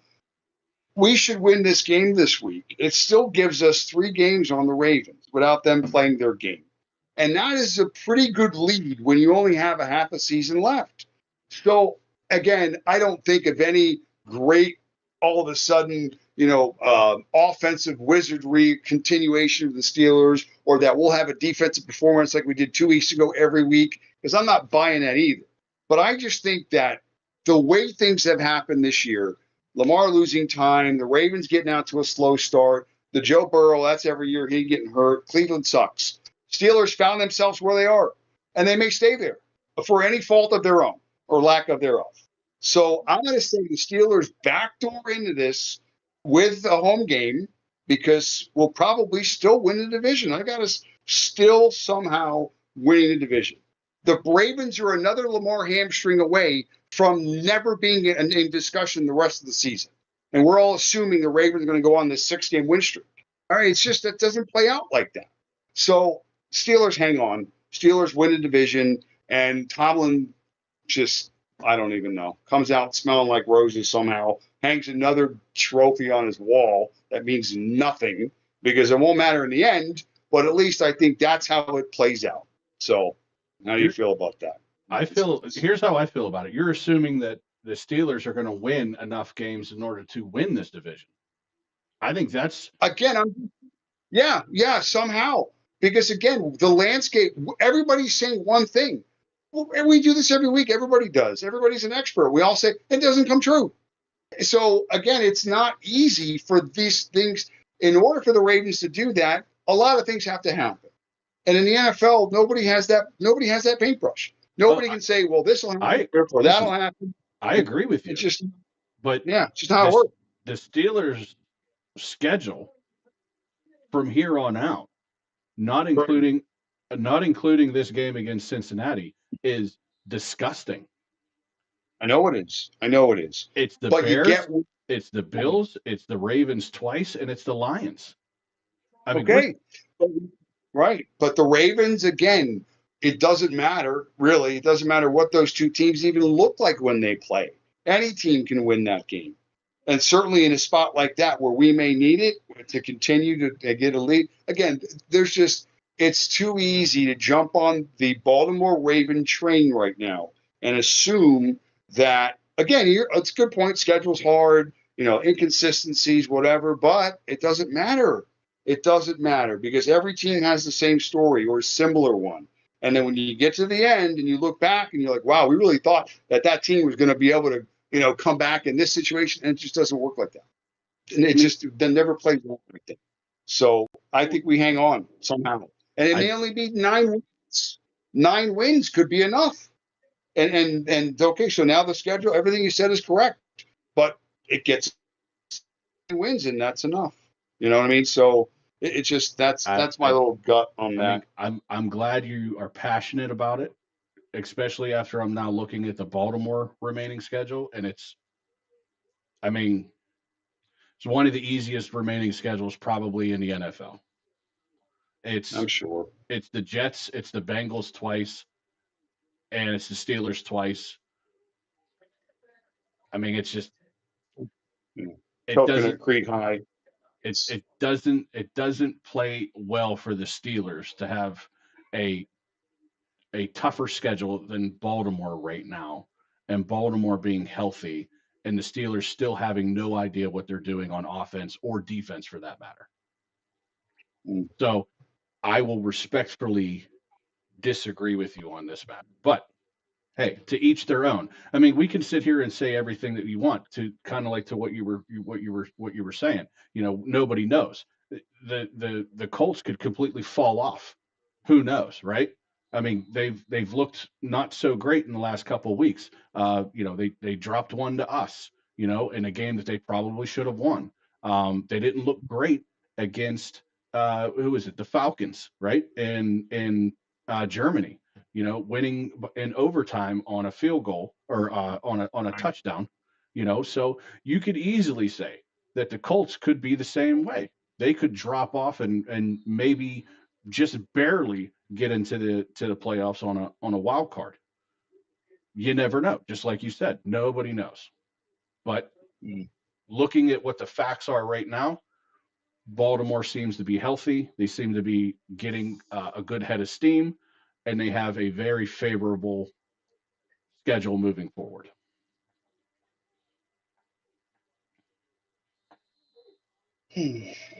So sorry, I had to play devil's advocate there with you for a little bit. It's what it is. I mean, those are all true statements. Right. But I'm just going to zig when everybody's zagging, in these situations when it comes down to it. There's just so many variables that happen between now and then. And, absolutely. That's just the reality of it all. And you're right. Lamar Jackson is one run away from popping another hamstring and being done for the rest of the year, considering he was already out for 5 weeks. So, who knows? Yeah. You're absolutely right on that front. So, team on the top. I was going to say. Did you go Chad already? No, but I was going to jump right into mine because it actually plays into the next game that we're actually. You go ahead and talk about yours. I'll talk into mine, and it'll actually play into the next game we got. I'm going to talk about a team that they should win their division. The Tampa Bay Buccaneers. They're 6-3, but they're going in the wrong direction, in my opinion. And no fault of theirs. They've had a hell of an offense, but injuries this year has really plagued them big time.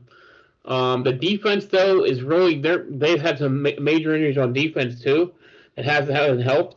The only thing they have going for them is that the second place team in that division is Carolina at 5-5, and I don't see Carolina winning more than 2 more games the rest of the year after I look at that schedule. Carolina is a team the arrow is pointing up for them. I'm shocked that they're 5-5. I'll be honest with you right now. If they go 7, I think it's a successful season, even though how they are right now. But Tampa's one of them teams.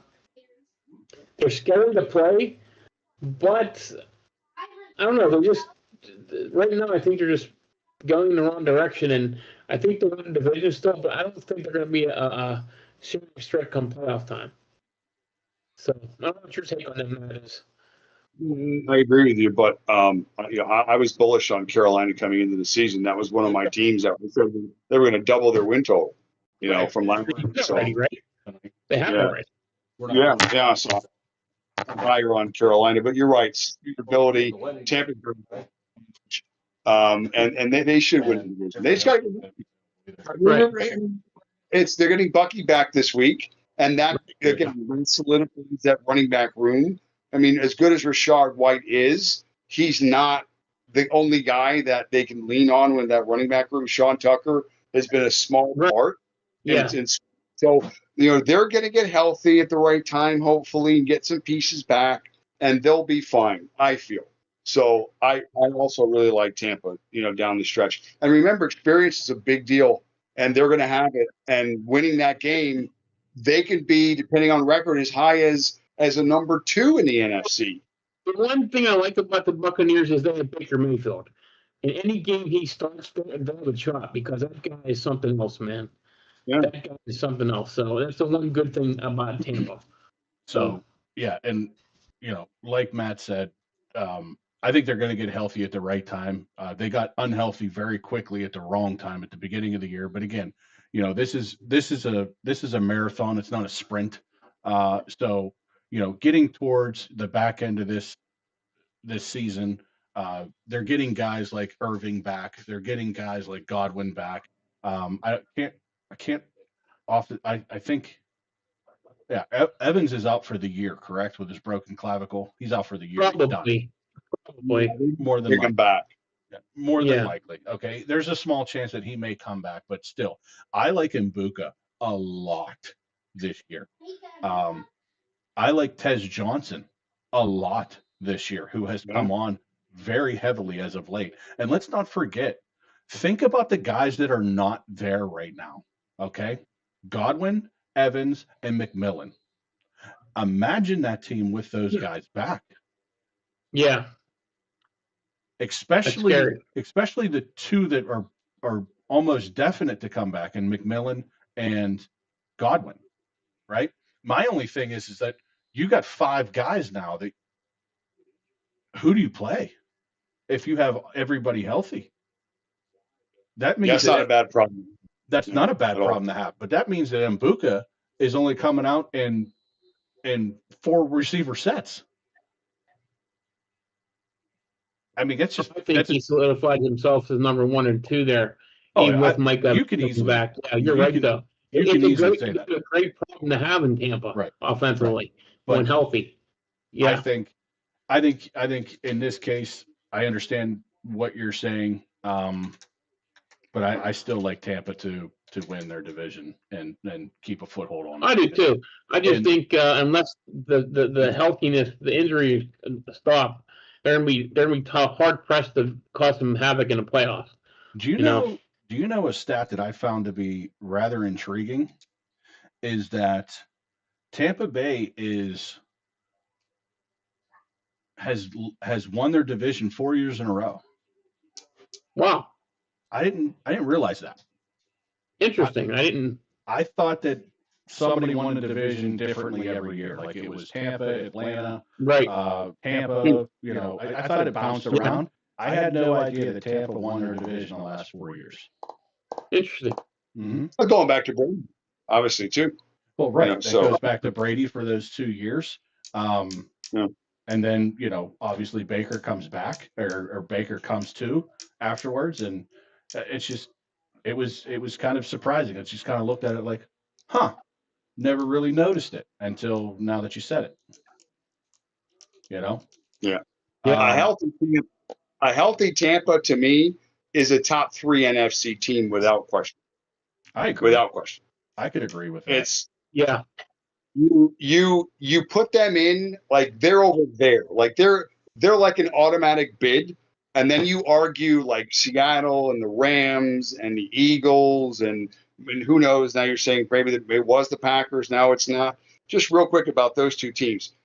Looking at records, look at the Eagles are at 7-2. Look at the Rams are at 7-2. Who's the better 7-2? The Rams. I kind of think so. Yeah. I think the Rams are the way they've won, how they've won, the talent they have. It's quiet. The offensive line playing good. They've got lots of weapons on offense. And the Eagles, identity crisis. A.J. Brown, their best player, has got issues. The connections with Hurts. It's a lot quieter on one side as opposed to the other. So, that was just interesting. I was looking at that earlier about all these 7-2 teams, and we're going to get to a few more of those games involving some of these teams. But it seems like those two teams in particular are going in different directions a little bit. Even though they're the same record, 7-2. So, anyway, interesting. Muy interesante. So, my team here, my number 2 team, so to speak, that is going to probably, in my opinion, fall off.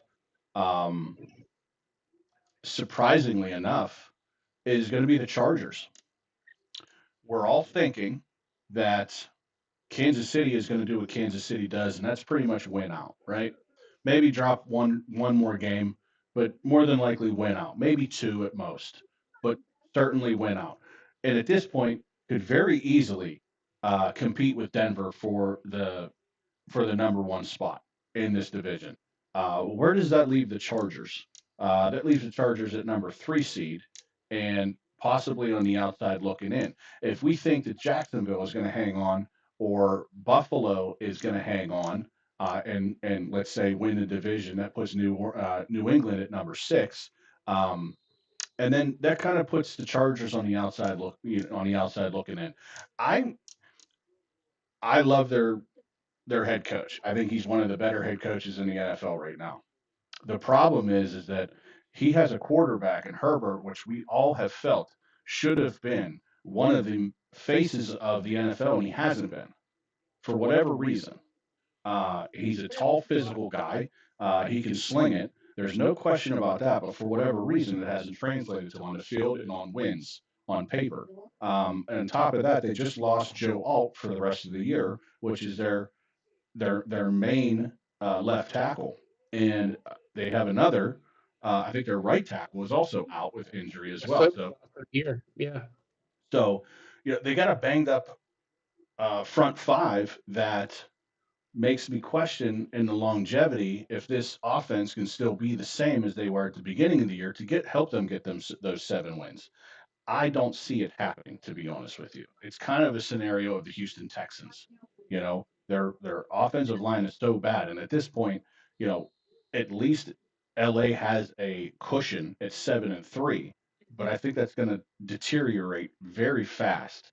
Um, so I'm worried that the Chargers are going to be that team on the outside looking in, even though that they're sitting I, right now at number 5. I agree and disagree because you already told me your stance on the Patriots. I think the Patriots are the number 1 seed in the AFC this year. I really do. And then I think one of the teams out of the West, the AFC West, like possibly the Chargers, the Chiefs, maybe if they can stay healthy and stay hot, and then uh, certainly the Broncos. One of those 3 teams will be the 2, and then I think the Colts will somehow find their way to the 3, and then whoever wins our division ends up being the 4, probably us. So that's how I think it sort of kind of shapes out if I had to rank the teams in terms of where they're going to be at the end of the year, playoff time. So, but I think the Patriots have a path to be the number 1. I really do. So we'll see how that plays out. They're in a 3-way tie right now. I just don't think they're. I don't know. I just don't see them as a staying power. I don't. Even though their record's really good, their schedule is very favorable. I just think Buffalo comes and overtakes them, and then I just they're Drake May, and he's earned every recognizable stat and award, whatever you want to say about him being in the MVP race, but the rest of that team, man, I don't know. I just listen. Good, they got 2 running. Mike, yeah. If you're worried about the rest of the team, go back I'm and not. watch. I just remember what I just don't trust Drake May. If it would come down to a game to win, he'd be one of the last quarterbacks I'd want. Wow. Just because I saw him firsthand against the Steelers have 5 turnovers himself. Yeah, I think you need to rewatch him. I do. No. And I think I've seen enough of him. I think you should look. I think you should look at this past week's game and how Mike Vrabel was drilling that team on the sideline, and they were all bought in. That team's going to go. Tampa Bay team, I give them credit 20-23, but I don't know. To me, they just don't do it for me.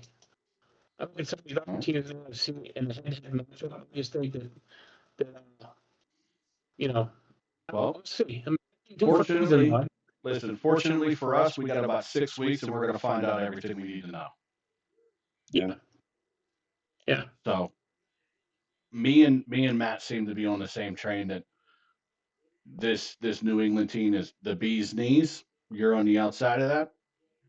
Time's going to tell. We'll see. Give it 6 weeks. We'll find out for sure.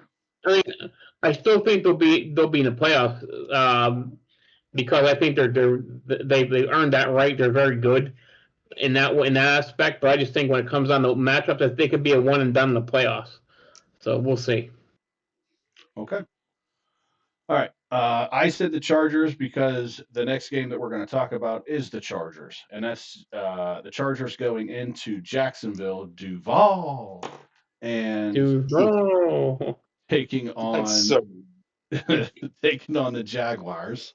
The Chargers are going to give 2.5 to the Jaguars at home, and the over/under is set at 43.5. Couple of things for this game. One thing for this game actually is that Travis Hunter's rookie season is over. He had surgery on his knee yesterday or today to repair his LCL, and the 21-day window has opened up for the tight end Strange. Brent, Curtis, all those strangers. Strange. I am on the Jacksonville Jaguars. The Chargers have been on a little bit of a heater despite their injury woes, as we have discussed. But I think it'll be a little bit too much to continue. The variables will work against them. Jacksonville can bring some pressure, and I think they will. This is my defensive score because Justin likes to throw it all over the field. He's got 8 picks this year.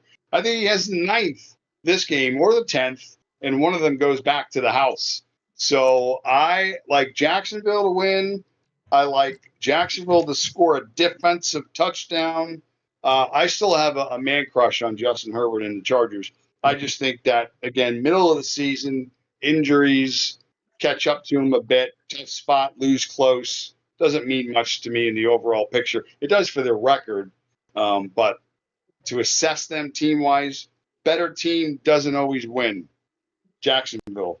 And the under. Okay. And by the way, here's a life quote for you guys, for both of you. I heard this today, first time. Makes a lot of sense. Success is not a straight line. Think about that. Is that what you're doing in zagging now?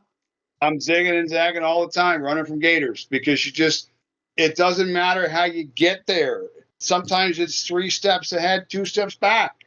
But at the end of the week, if you're ahead even just enough, then you continue that in life. It's not always going to be straight. Sometimes you're going to fall, get up, trip, whatever. Just get there. Keep pushing. So success, for all you little ones out there listening, success is not a straight line. Get up. If you fall down, keep going. That's all I got. And that was brought to you by, sorry, just kidding. Anyway, so Well, thanks very much there, Confucius. thank you very much. Thank you all very much. Very much. Thank you. Yeah. So even though Yeah. even though I don't think that the Chargers are gonna be able to sustain what they have and continue on the winning ways, I do think they win this game though, regardless of how I feel about it. I just think they get a favorable matchup in this game. I still stands true on how I feel about them as far as the playoffs go, but we're not at playoffs yet. So they're still able to get a 1 or 2 wins maybe out of this year, and I think this is one of them. I still just don't trust this Jaguars offense. Brian Thomas, I think, Mike, is he hurt? Did I hear that he's hurt? He's out. hurt. He's supposed to play. No, he's playing. He's Is he playing? questionable. Yeah, he's supposed to play. Okay. Oh. That makes me trust this even less. If he's hurt and he says he's playing, Travis Hunter is out. I'm still trying to. Parker Washington, is that his name? That's the guy. Yeah, that he's ran. good, man. He's been pretty good. He's been pretty good. Yeah, I think he returned a punt last week. That's how you got your defensive score or whatever it was. He's been the bee's knees in fantasy. That's for sure. So he needs a complimentary person next to him. It might be Brian Thomas Jr., but it may not be this week. He might be hurt. He may not finish the game. I like the Chargers in this game. I like the matchup this week. And again, it's just for this week. So I'm going to take the Chargers. I'm going to lay the points. It's not a lot anyway. This could still be a field goal type of game. And that being said, I don't think it's a very high scoring game. So I'm going to take the under, but I'm going to take the Chargers. The Chargers. Real quick, Parker Washington did not practice today because of a hamstring. Brian Thomas Jr., he returned the limited practice because of an ankle. So very interesting to keep an eye on those 2 guys. Yeah, last time I checked, you need an ankle to run routes as a wide receiver. So yeah, well, he comes in his head more so than physical, in my opinion. Mm-hmm. He has some issues. Chaz, I'm with you though. The problem with the Jaguars is their offense. Travis Golden Boy has not taken the next step like we thought. Lawrence, Sunshine. Yeah, he has not done that. 3 feet. That's it. Yeah. I think they're going to need points to win this game, though. I like them to win. So give me Jacksonville and the over in this game.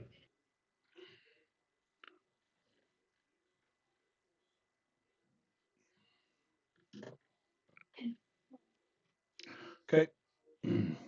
Next game. Probably one of the best games of the weekend.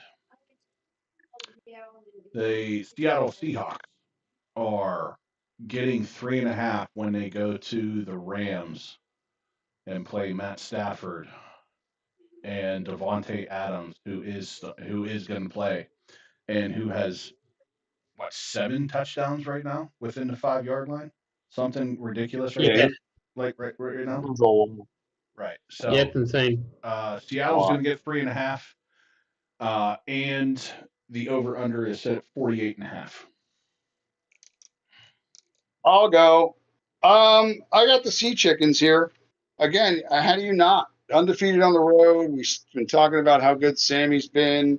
They're a complete team. The Rams are good too. This is the two powerhouses in the American League. Right. Okay, anyway. NFC. So to me, I'll take the hook. A 3.5, I'll take it. I'll take the Sea Chickens, the 3.5, and I think there's points, fireworks in this game. Quarterback display. So Sea Chickens and the over for me in this game. I'll make it short and sweet. I agree with you, Matt. I want the Hulk in this game. Um, I want both Hulks to be honest with you. Uh, I want the 48.5, and I want the 3.5. So I'm on the Seahawks. And I'm on the over. Take those hooks, Captain. Mighty. Now, granted, I love the Rams right now. They're playing hot. They're playing heavy. Um, but Whoa, careful. The Seattle is playing hot and heavy too, and I just think, like you said, it's going to be a shootout. Points are going to be scored.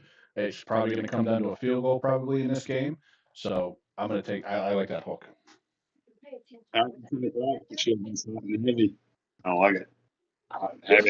This is a really tough game here. Yeah. Two good football teams. We might be talking about these two teams as one of the best in the NFC. To be honest with you, they look better than both. To me, look better than Philadelphia. So now Detroit is in that conversation also, obviously. But these two teams are something else. It's a tough one here. Darnold's playing great. Stafford's playing great. The Seattle seems to put up 40 points every week. It seems the last 3 out of the last 4 weeks, 40 plus points. Just smack them. But the hook is good. I'm going to go with the Rams though. Give me the Rams and the under. I think they're going to play some defense this week against each other. Divisional game. Give me the Rams and the under. Interesting. Okay. Next game is the Niners going to Arizona, where Jacoby Brissett is going to play, and the Niners are going to give 2.5 to the home team, and it's going to be 47.5. We've talked about this, I think, maybe not on air, but we talked about it. Marvin Harrison Jr. is out. He had his appendix removed, emergency appendicitis, whatever. Appendicitis? He had appendicitis, yes, but the appendectomy, that's what it is. Appendectomy, yeah. So he had an emergency Careful there. appendectomy. Yes, he had an emergency appendectomy. Woo! Woof. So Jacoby's going to get 2.5 at home and 47.5. Well, I'll go. I like the Niners. The Cardinals, they suck. So, here's interesting about McCaffrey. He, by the way, on pace for 1,000 touches. I don't get it. One of 4 running backs in the history of the NFL, 7,000 rushing yards and 5,000 receiving yards. The other 3 guys, Marcus Allen, Marshall Faulk, and Mickey Barber. Those the M's. It was the alliteration. Tiki Barber. Yeah, so those 3 guys. That's a pretty good company right there for this kid. He's unbelievable, dude. But again, I just God, they can't sustain with that sort of volume. But that being said, this doesn't matter because the Cardinals are bad. So maybe they can get a lead and not have to use them as much in the second half. I don't know. But I'll take the Niners, better team. And they probably want to control clock here. So give me the under in the desert. Niners and under. That's a big total.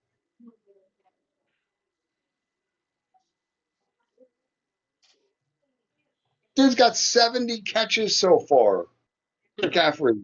What the Crazy. hell? He's got 180 carries. That's 260, 250 touches. That's 12 more than you, Mike. That's insane. That's a lot of touches. That's just say though. I mean, that's a lot. And in a shorter amount of time, which is Right. good for you. It keeps you fresh. But, I mean, that's the way he can sustain that level. And I'm sorry, I don't care who you are. It's just, there's no way. Anyway, next. All right. Yeah, I like McCaffrey in this matchup. Jacoby has given them a little bit of a bump in confidence, I think, even though that they're still 3-6. But they seem to be playing a little bit better with Jacoby, who seems to get the ball around a little bit better as well. Not as mobile, but seems he can get the ball downfield better. So, but I'm still going to take the Niners. I like them better in this matchup. I'm going to take the over, though. I don't think it's going to be a lot of defense played in this game. I think it's going to be a lot of points scored in this game. Short and sweet. Give me San Francisco. Give me the under. I think the Niners hammer the Cardinals. Okay. So, real quick before we move on, there has been speculation and talk. Has Kyler Murray played his last football in Arizona? Yes. Yes. I agree. Yeah. I agree. Now, the bigger question is, where does he go from here? What do you think? I say to the G League.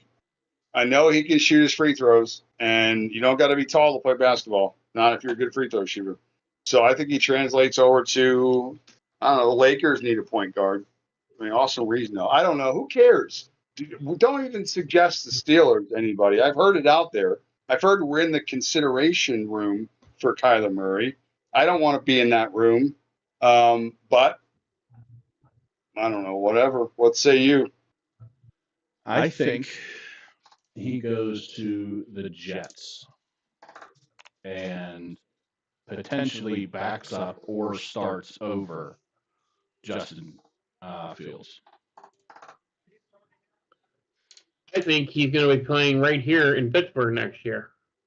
Mike, I'm telling you because Damn before you. last. listen, I know what you're about to say because I heard it too. Okay. Last year, Tom was interested in him. Listen, don't you speak that evil on us, Ricky Bobby. Okay? Don't do it.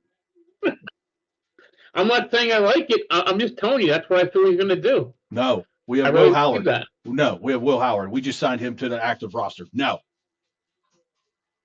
And you need a backup quarterback. Mason, it's going to be Mason. Okay. No, we don't need him as a backup quarterback. You want to know why? We have Skylar Thompson, and he was awesome. Let me tell you why it makes sense here.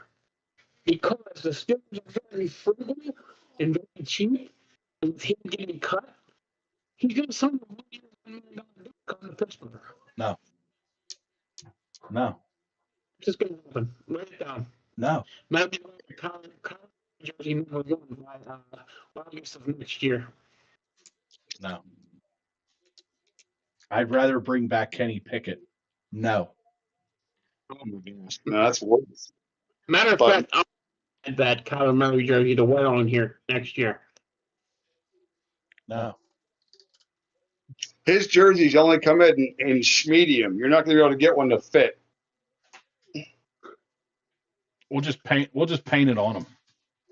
Yeah, Kyler Murray, he's only allowed to have larges. He's so small. Here's the problem. The knock on Kyler obviously has been that he just, maybe football is not a priority for him. So that would be perfect to fit into our culture where it makes sense. And then put him as a backup. So what? I mean, it would be terrible idea. Just let him. I didn't say be a backup. Yeah. No. He's not coming in here and he's not starting. No. We can't throw the fucking ball as it is, and you want to bring in fucking Tiny Tim? No. I'm just telling you. I'm telling you. No. No. All right. Chiefs, Broncos, Ravens, Browns. You want to? You can't even see over the damn line. No. Okay. Baltimore Ravens, Cleveland Browns. Baltimore's giving 7.5. The over/under is set at 39.5. I'm going to say Browns under. I think they play with pride. I think we saw what happened this week when the Dolphins figured that they were going to show up against the Bills. And this could be a game. I know it's divisional for the Ravens, too. I don't think they're going to overlook the Browns. But I think the Browns fight. I mean, I think they do. I think they found a little bit of a running game. So I think they'll try and exploit that a little bit on the Ravens. So I think it's close. I think it's low scoring like the total says. So I will take the Brown stains and the under in this game.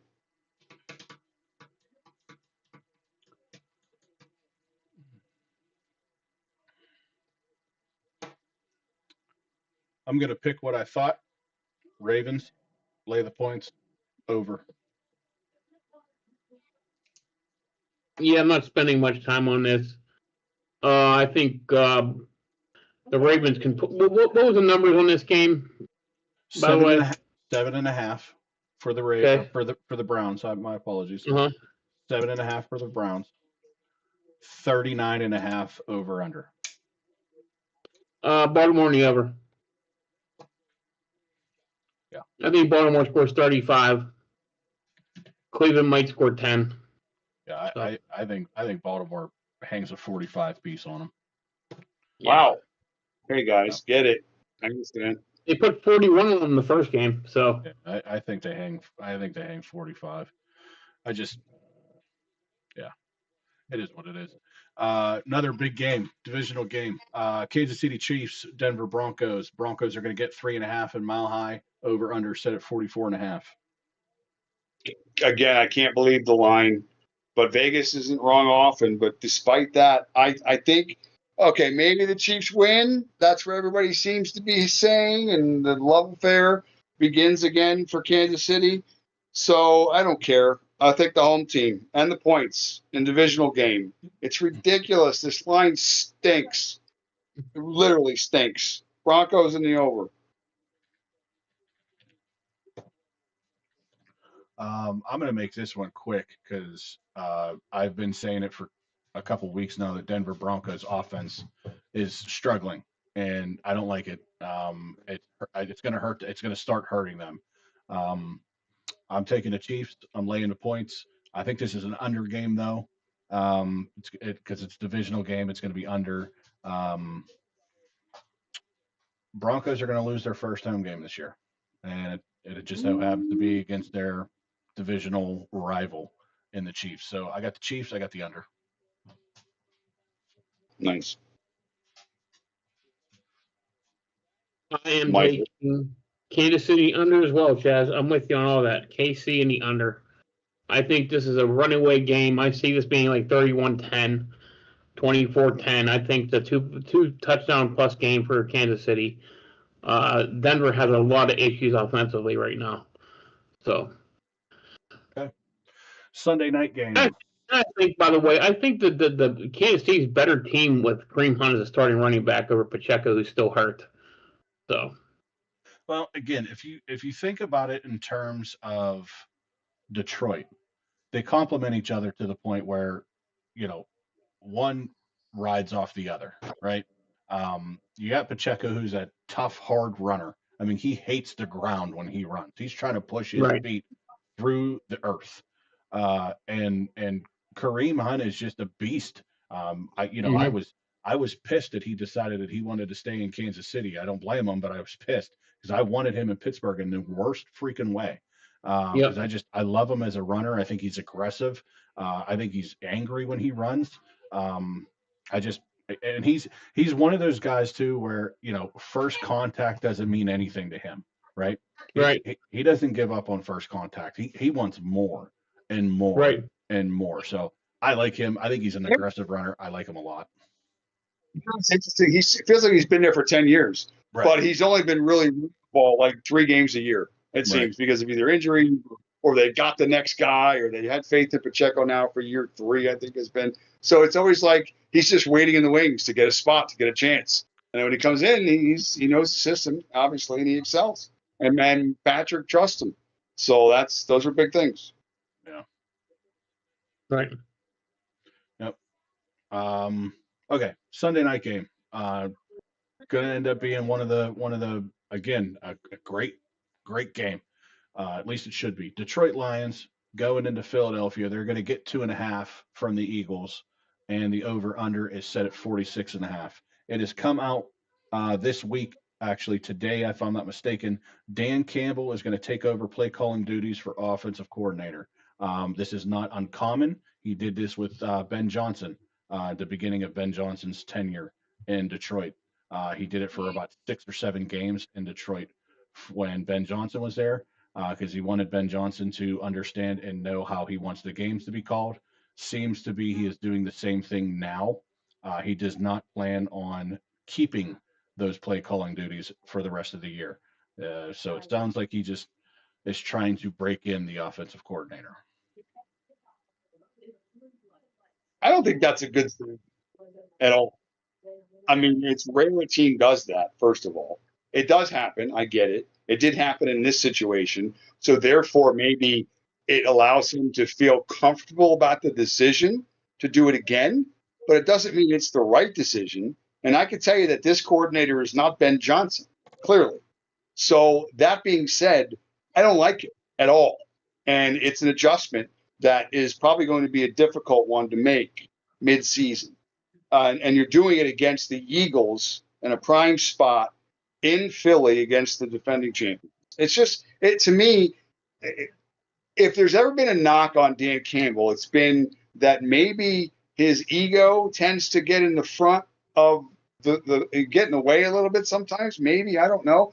I know that's who he is. I know from day one with the whole biting the kneecaps phrase and the whole bravado bullshit, and that carried it for a while. But he's backed it up. They've won. They've been really good since he's been there.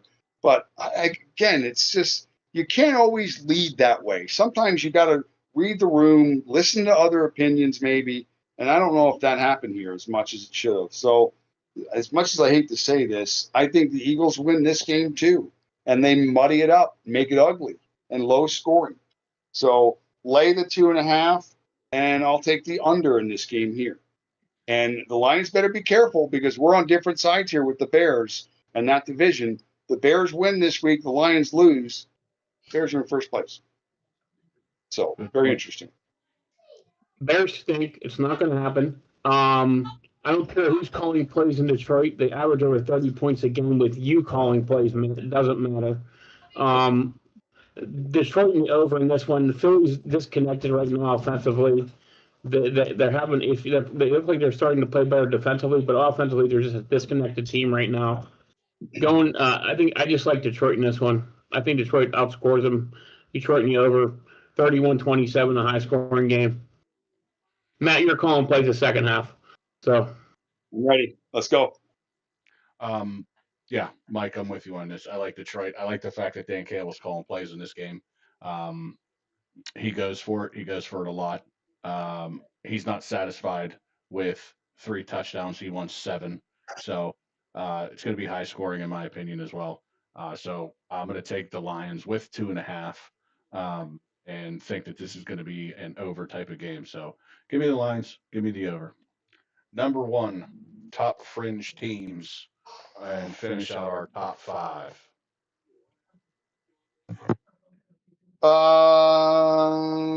Who's going to fall off the wagon? I got a team falling off the wagon here. And I am going to just say it. I think it starts here. Again, not a team to fall off the wagon, but a team that, and I said it coming into the year, when you lose not one offensive coordinator, but then the defensive coordinator, it's a process to come back and adjust and rebuild the system and get players on the same page. And halfway through the season, for whatever reason, you're saying they're scoring 30 points a game. Why make a change? Like, what are we doing? Like, what's the reason for this? You know, the old saying, don't fix it if it ain't broken. Then what's going on exactly? So it's questionable to me. It just and again, in this spot against this team, they could be putting themselves in a position where they haven't been now in 2 full years, maybe in second place in that division after this week. And I think it's going to be an interesting spot for them. And I think if that happens, they're going to question Campbell and why he called plays this week and why he didn't let the OC call the plays. So do they need that, midway through the season? Most teams don't. We'll see what happens if that plays out. It very well could. So I'm curious to see what happens. They're not playing the Vikings. They're not playing, the Vikings beat them. They're not playing, the Cardinals. They're not playing the Dolphins. They're playing the best team in football. And they're just going to flip a coin this week and call plays. Okay, fine. Good luck. So I'm sorry. It just doesn't sit well with me. See how it turns out.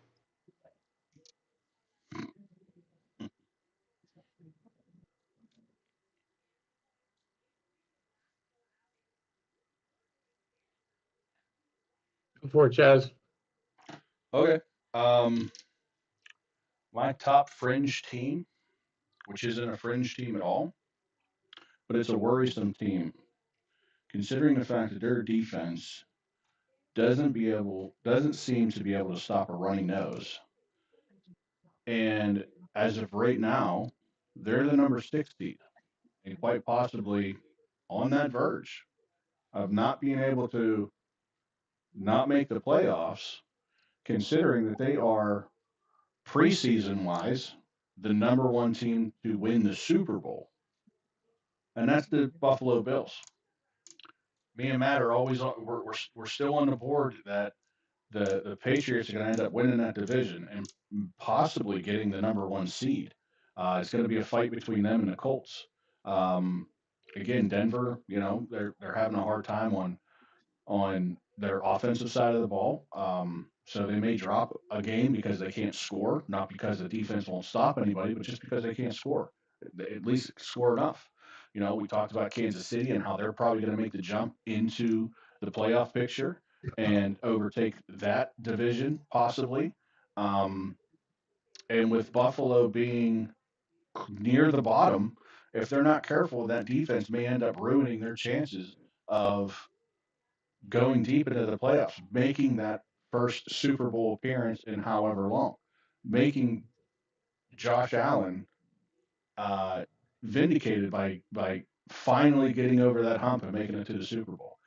Buffalo is not careful. They're not going to like how this season ends up. So that's why I got them my number 1. I mean, they've been lucky with the schedule. They've been dominating that division now for 10 years, and 6 of which have been McDermott and Josh Allen, and they have nothing to show for it. And now they're going to be chasing perhaps for the next however many, because it's gotten better. The Patriots are a contender. Right. So it's now or never. That's why I think McDermott's on the hot seat, honestly. And there was talk about maybe at least Josh Allen in some small circles were talking about bringing him in for the rest of the year to help with the offense, get something going there. At least he's comfortable with Dable. But, whether or not that happens or not, I know McDermott came out and said that's not going to happen, or he's got confidence. He's saying all the right things, but that's been discussed. So, but anyway, we'll see how it all plays out. Yep, but I think it's easy to say that Buffalo right now is probably one of the teams that you're probably most worried about at this point in time in the year. Certainly based on expectations. My team, I don't want to say they're fringe, but I just think that division is such a dogfight for that top spot with Seattle, the Rams, and the Niners all fighting for that division spot. If one of those teams takes a slump, boy, a 8, 9, 10 win team could miss the playoffs in the NFC. This team here, I think they're going to actually get number 1 overall seed. The way I'm looking at it is the Rams. I think the Rams are legitimate. I think everyone talks about Matt Stafford. We could talk about him all night. Let's talk about their defense. They only give up 153 points this year. Their defense is really good, and it's because the Rams they're very efficient on offense. They make plays on defense. They can stop the run. They can rush a passer. I tell you, I think we were all in the same boat in the beginning of the season. how they could be very good or not very good without Matthew Stafford. Well, Matthew Stafford has proved us all wrong with 25 touchdowns and 2 picks, and he's healthy. We haven't heard anything about his back with that epidural shot. So as long as he stays healthy and that team stays healthy with Puka and Adams and Williams and Higbee, I think you can see a number 1 seed possibly in the Rams' future, and they could be the NFC representative in the Super Bowl, possibly. So He wants Seattle, in my opinion. So that's obviously. I think this week's a great matchup. I can't wait to watch it. So Okay. Well, Monday. we got stink. Chaz, roll it. Oh, listen. Probably the 2 teams that have been the most disappointment, at least one team has been the most disappointing for the last 10 years, and that's our Monday night game and the Dallas Cowboys. Dallas Cowboys are going to go to Vegas to play the Raiders. They're going to give 3.5 to the home team, and the over/under is set at 49.5. Listen, I'm not disappointed by the Cowboys' offense. Their offense has been good. I've been consistent with that. Get pieces because they got ballers on that side getting points. But the story about the Raiders has just been, the bar was set high. Everybody assumed Genty, being the number 1 running back off the board, was going to come in and run for 2,000 yards. And they were piggybacking Brock Bowers and the success he had last year as a rookie, and Geno's contract, and Pete Carroll coming in, resetting the culture. Well, just throw open your mouth and swallow it because it's been disgustingly gross in the Vegas. I'm sorry. They're just bad. They can't get out of their own way. Injuries, I know it's been a problem, but just underperformance. And Geno at times has been bad, just really bad. So I like the Cowboys here. I like the over because they may not stop anybody, either team. So Cowboys over. Javonte Williams runs for 100 yards, gets a touchdown.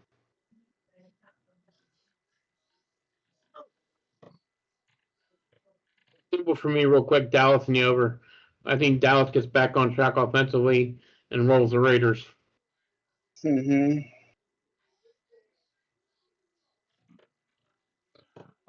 Dallas in the under for me. I just think there's going to be misses in this game offensively. Um, there's no question that I think that Dallas is the better team in this matchup at 3-5, and the Raiders at 2-7. But even with that, uh, and you could say the defense too, and that is partially true. But sometimes they say that the best defense is a great offense. And even though the Cowboys do have a good offense, they can score points at will. They just seem to have missed time and time again on connecting on those points. Um, in this game, though, it's a favorable matchup for them in this end. So I like the Cowboys in this one, 2 score points this week, and but I don't like them to score enough to get that over. So I'll take the under. Chaz, you need to pick a touchdown. I do. I have scoured the slates, and I don't like anything. Is that okay? No, I'm gonna pick one anyway. Um, who do I like the least?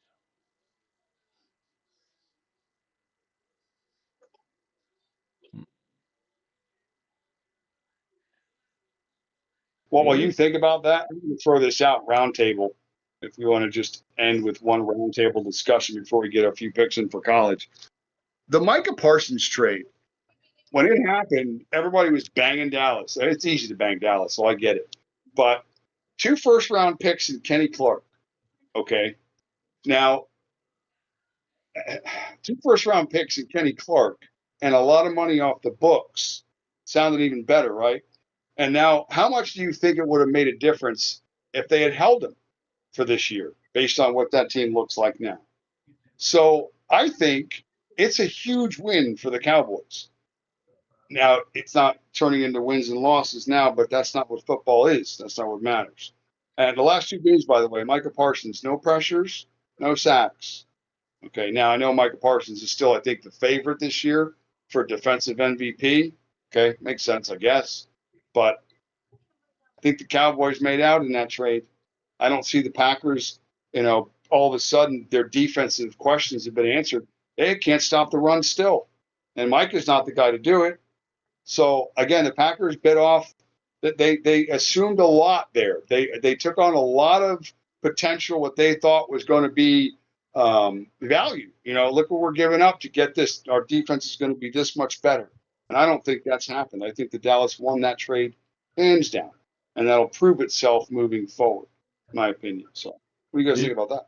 Did you hear about the stipulation in that trade? Yeah. Matt, did you hear about the stipulation in that trade? No, in regards to what?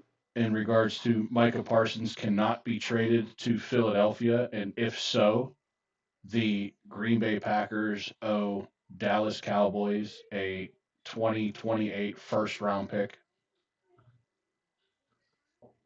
Really? Huh. That's Yeah. good.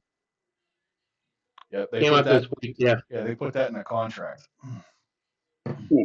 because there was a lot of speculation that Philadelphia was going to do whatever they could in order to get Micah Parsons. And Dallas said, well, if that's the case, then we're going to block any way of him getting there. Well, that should be enough incentive for that not to happen, clearly. Right. So, But yeah, I thought that That's was good. interesting as well. I'm taking Baltimore as my defensive touchdown. Okay. Okay. Now it's everybody's favorite time. Okay. Woo-hoo. Which game are you going to for the least amount of money? We have gone through the slate. You have seen the teams. It is time to predict. What is the financial friendly game to go to, and what are the ticket prices? Okay, I will go first. And I think that you can watch the Jacksonville Jaguars for about $30. Now, is that the least amount of money for the entire weekend slate, in your opinion? So here's what I want you to do, Matt. Here's what I want you to do. I want you to pick the game that you think is the least amount of money and predict Right. the ticket price. I got this one. Okay.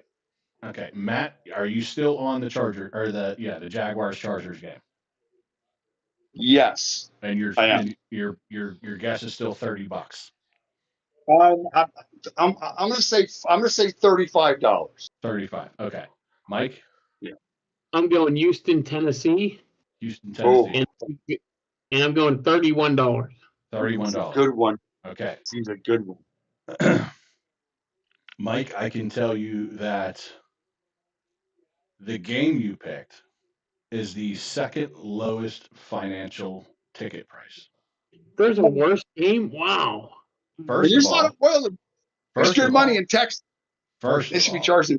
I said it was just the second lowest game. I didn't say anything about the ticket prices. Oh, okay. Oh, shit. Okay, so Matt, since you were eliminated, your ticket price was $49. Still not bad. So I wouldn't pay that for bums. So Mike, since you picked the second lowest game, your ticket price is $14. That's the second? That is the second. That Trying is to get a the hot second. What's worse? Ladies and gentlemen, I am proud to pronounce that presenting you with the lowest financial game to go to, that you can go and take your family of 100 people for $100. Go and take your family. Go take your 10 closest friends for $100 on you and take them to the wonderful Lake Erie to watch the Cleveland Browns take on the Baltimore Ravens for $10 a ticket. Wow. Yeah, but guys, if you bring a football, they'll let you in for free. So it's just got to be. Hey, Hey, Matt, you're in luck because if you bring a jersey, they'll let you play for free. Yeah. That's true. That's true. Even if I bring my Sam Darnold jersey with me, they'll let me play. I guarantee they will. They're going to hope that you play like them too. All right. Our Sunday slate has been picked.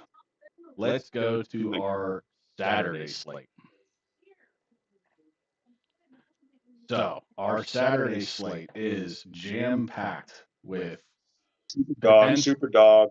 with potentials and what seems like pretty good games. So, let's start with the big game at noon, where for the first time in I think 20 plus years, College Game Day is going to come to Pittsburgh, and they're going to watch the Pitt Panthers take on the 22 ranked Pitt Panthers at 7-2, taking on number 9 ranked Notre Dame.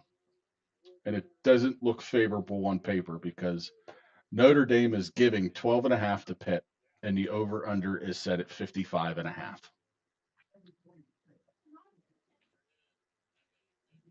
I'm gonna play the hype. I'm gonna take Pitt in the over.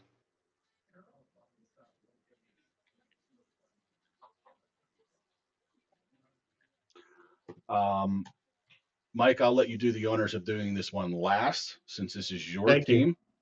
Talking to Mike regularly about Pitt and Penn State and where both teams are, Mike is not overall confident in this team. And I'm just taking it off of what I've heard from him. I think this is going to be a game for Pitt where they're going to let the bright lights and the big cameras distract them a little bit. And if I'm not mistaken, this is a freshman quarterback who is playing very well.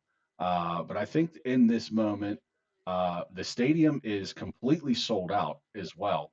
So this is going to be jam packed, and I think most of this is going to be a Notre Dame crowd, unfortunately. Yeah.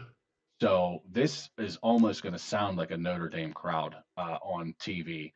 I'm going to take Notre Dame. I'm going to lay the points, and I'm going to go under in this game. Okay.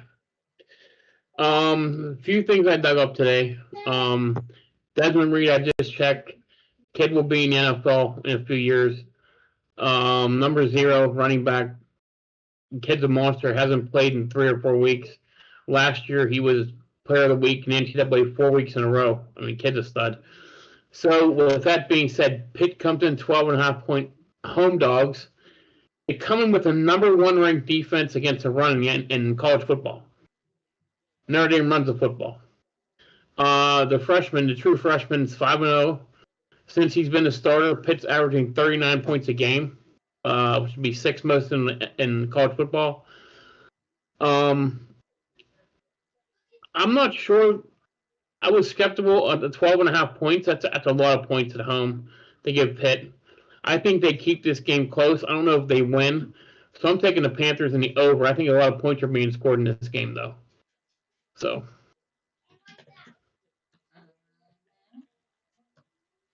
Okay. Interesting. Love to see the upset if it happens.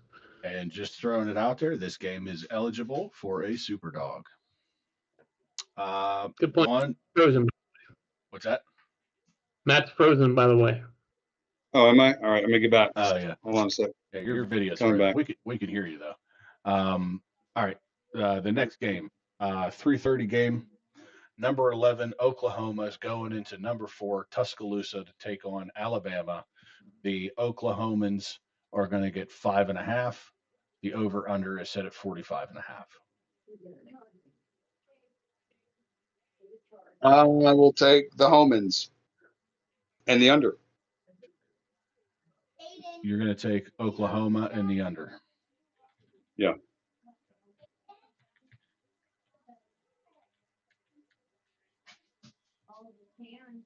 I'm going to take Alabama because I don't trust Oklahoma. They've burned me, I think, twice already this year. I'm going to take Alabama, but I'm going to take the over in this game. Point for you, Chaz. Alabama in the over. Oklahoma's burned me 3 times this year, so I don't trust Mateer, their quarterback, at all. They have a good defense, but Ty Simpson is something else, man.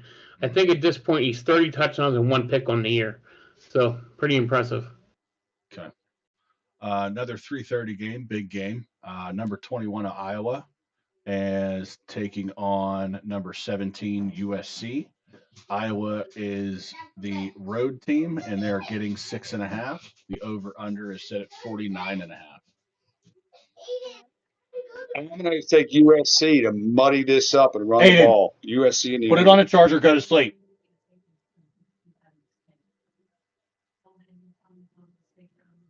Sorry, Matt. USC. Yep, and the under. Gotcha. USC and the under. I'm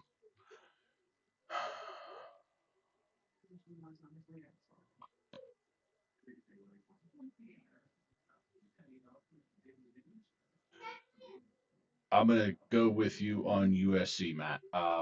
Iowa is not playing at home, therefore, I'm not confident in Iowa to play well.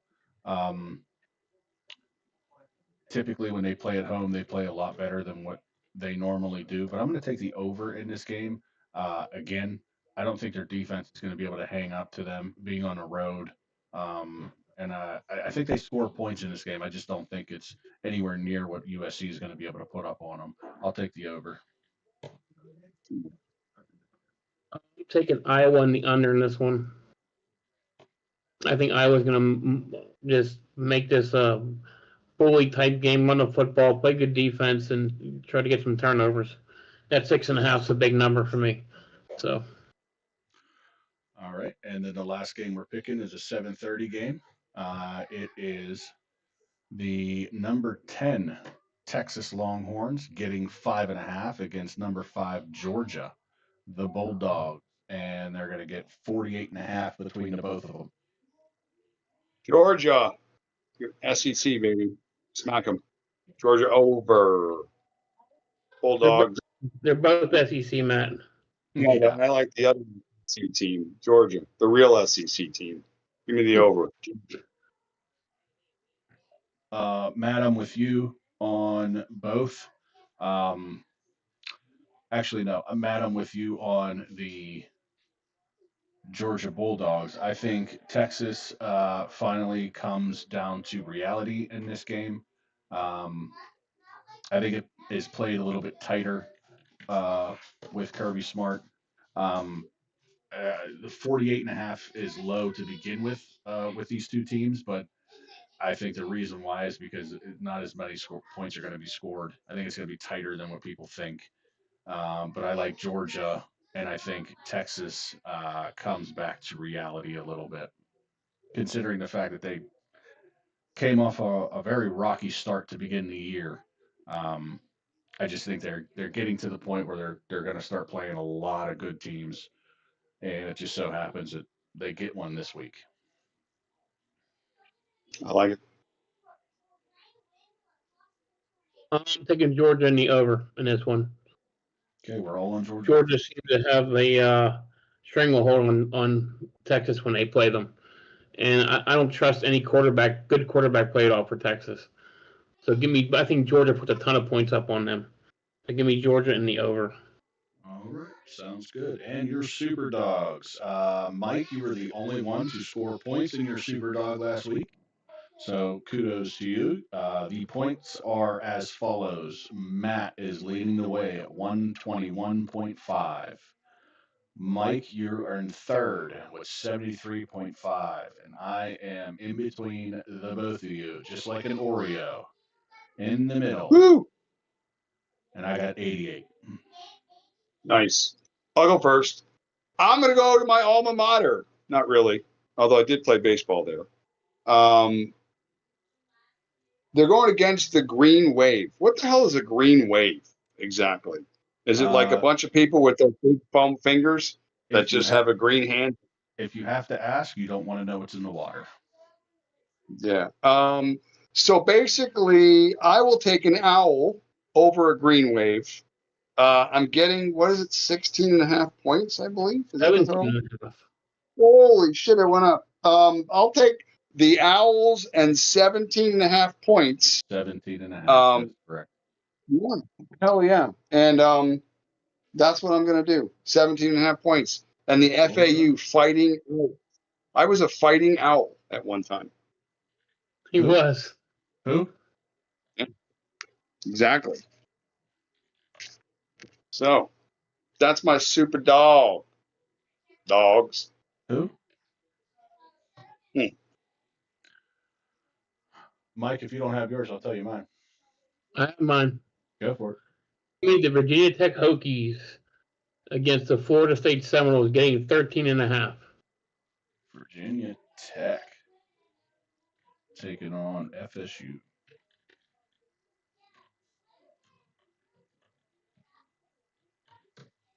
I like that. I think Florida State's going like this. Yeah, I think Virginia Tech could pull an upset. That 2 touchdowns seems too much. I mean, just like last year, Florida State is not what they should be, right? No, no. Yeah, and They've won one ACC game in 2 years. Yeah. Oh. Yeah. Is that a later game? Yeah, it's at I think 7:30. Oh wow, it's a late game. Yeah, ACC Network 7:30. Yeah. Oh, there we go. Okay, I got it. You got 13.5. Yeah. I'm taking this team even though I don't really get favorable with these large spreads, but I didn't like the way that Indiana looked against Penn State. And I don't like, obviously, we know where I stand on Penn State this year. I think they're terrible. Um, the whole team kind of imploded this year uh, once they lost those 2 or 3 games in a row. Um, so I'm gonna take Wisconsin against Indiana, and I'm gonna get 29.5 points in this. But Wow. again, I didn't like how Indiana played against a somewhat dead in the water Penn State team, which seems to have no direction whatsoever. And they won very late in that game. Now, granted, it was a fabulous catch. That Oh, it's guy, phenomenal. that guy, just Yeah. a amazing catch by that guy. Yeah. So kudos to that. And what a heartbreaker to lose for Penn State. And I kept my fingers crossed, of course, but at the end of the day, it's kind of just that's what we get this year. So Yeah. um, I was bummed out they lost for sure, but it was almost like, yeah, well, that's the season Hell we're of a having game, this though. year. Hell of a Yeah, game. it's that was just the season we're having this year, so it kind of was just like, yeah, it's just kind of apropos. But I'm going to take Wisconsin. I'm hoping that they're going to find some chinks in that Indiana armor. Obviously, I don't think they win out on this game, but I think they keep it within 30, apparently, is what they're giving them. So, 4 touchdowns on this game. So I'm going to take the 29.5 on it. And that is our Super Dogs. So, Cool. we are just over 3 hours on this show. Again, we said it was going to be a long one because we had to make up for Friday and pick the entire slate since we weren't going to be running a show this Friday. We have Matt, who's going to be busy this weekend. I also will be busy. Matt or Mike will probably still be playing with himself, eating Cheetos, and wondering why his thingy's orange, uh, like normal. It happens. I mean, it's Use both hands. just normal Stay stuff. friends. I don't do strangers. I don't do strangers. Stranger. Stranger danger. So, yeah, it was a long show. We appreciate everybody for sticking around. If you did, if you didn't, catch us back on the replay. Go back and watch us anytime. Don't forget to like, share, subscribe, and keep those notifications on so you know when we go live. But again, we want to thank everybody for sticking around and checking us out, staying as long as you could. And yeah, Matt, Mike, anything last things to say to the people as we get out of here for the night? I just sent you the link again for Yep, DK. I see. As I won, thank you very You much. did. My You did. debut week on DraftKings, and I ended up wiping the floor with you mutts. That won't happen this week. So Probably won't. Beginner's luck. I get it. it's all right. It happens. All right, boys. Good pleasure. Peace out. We'll talk during the week.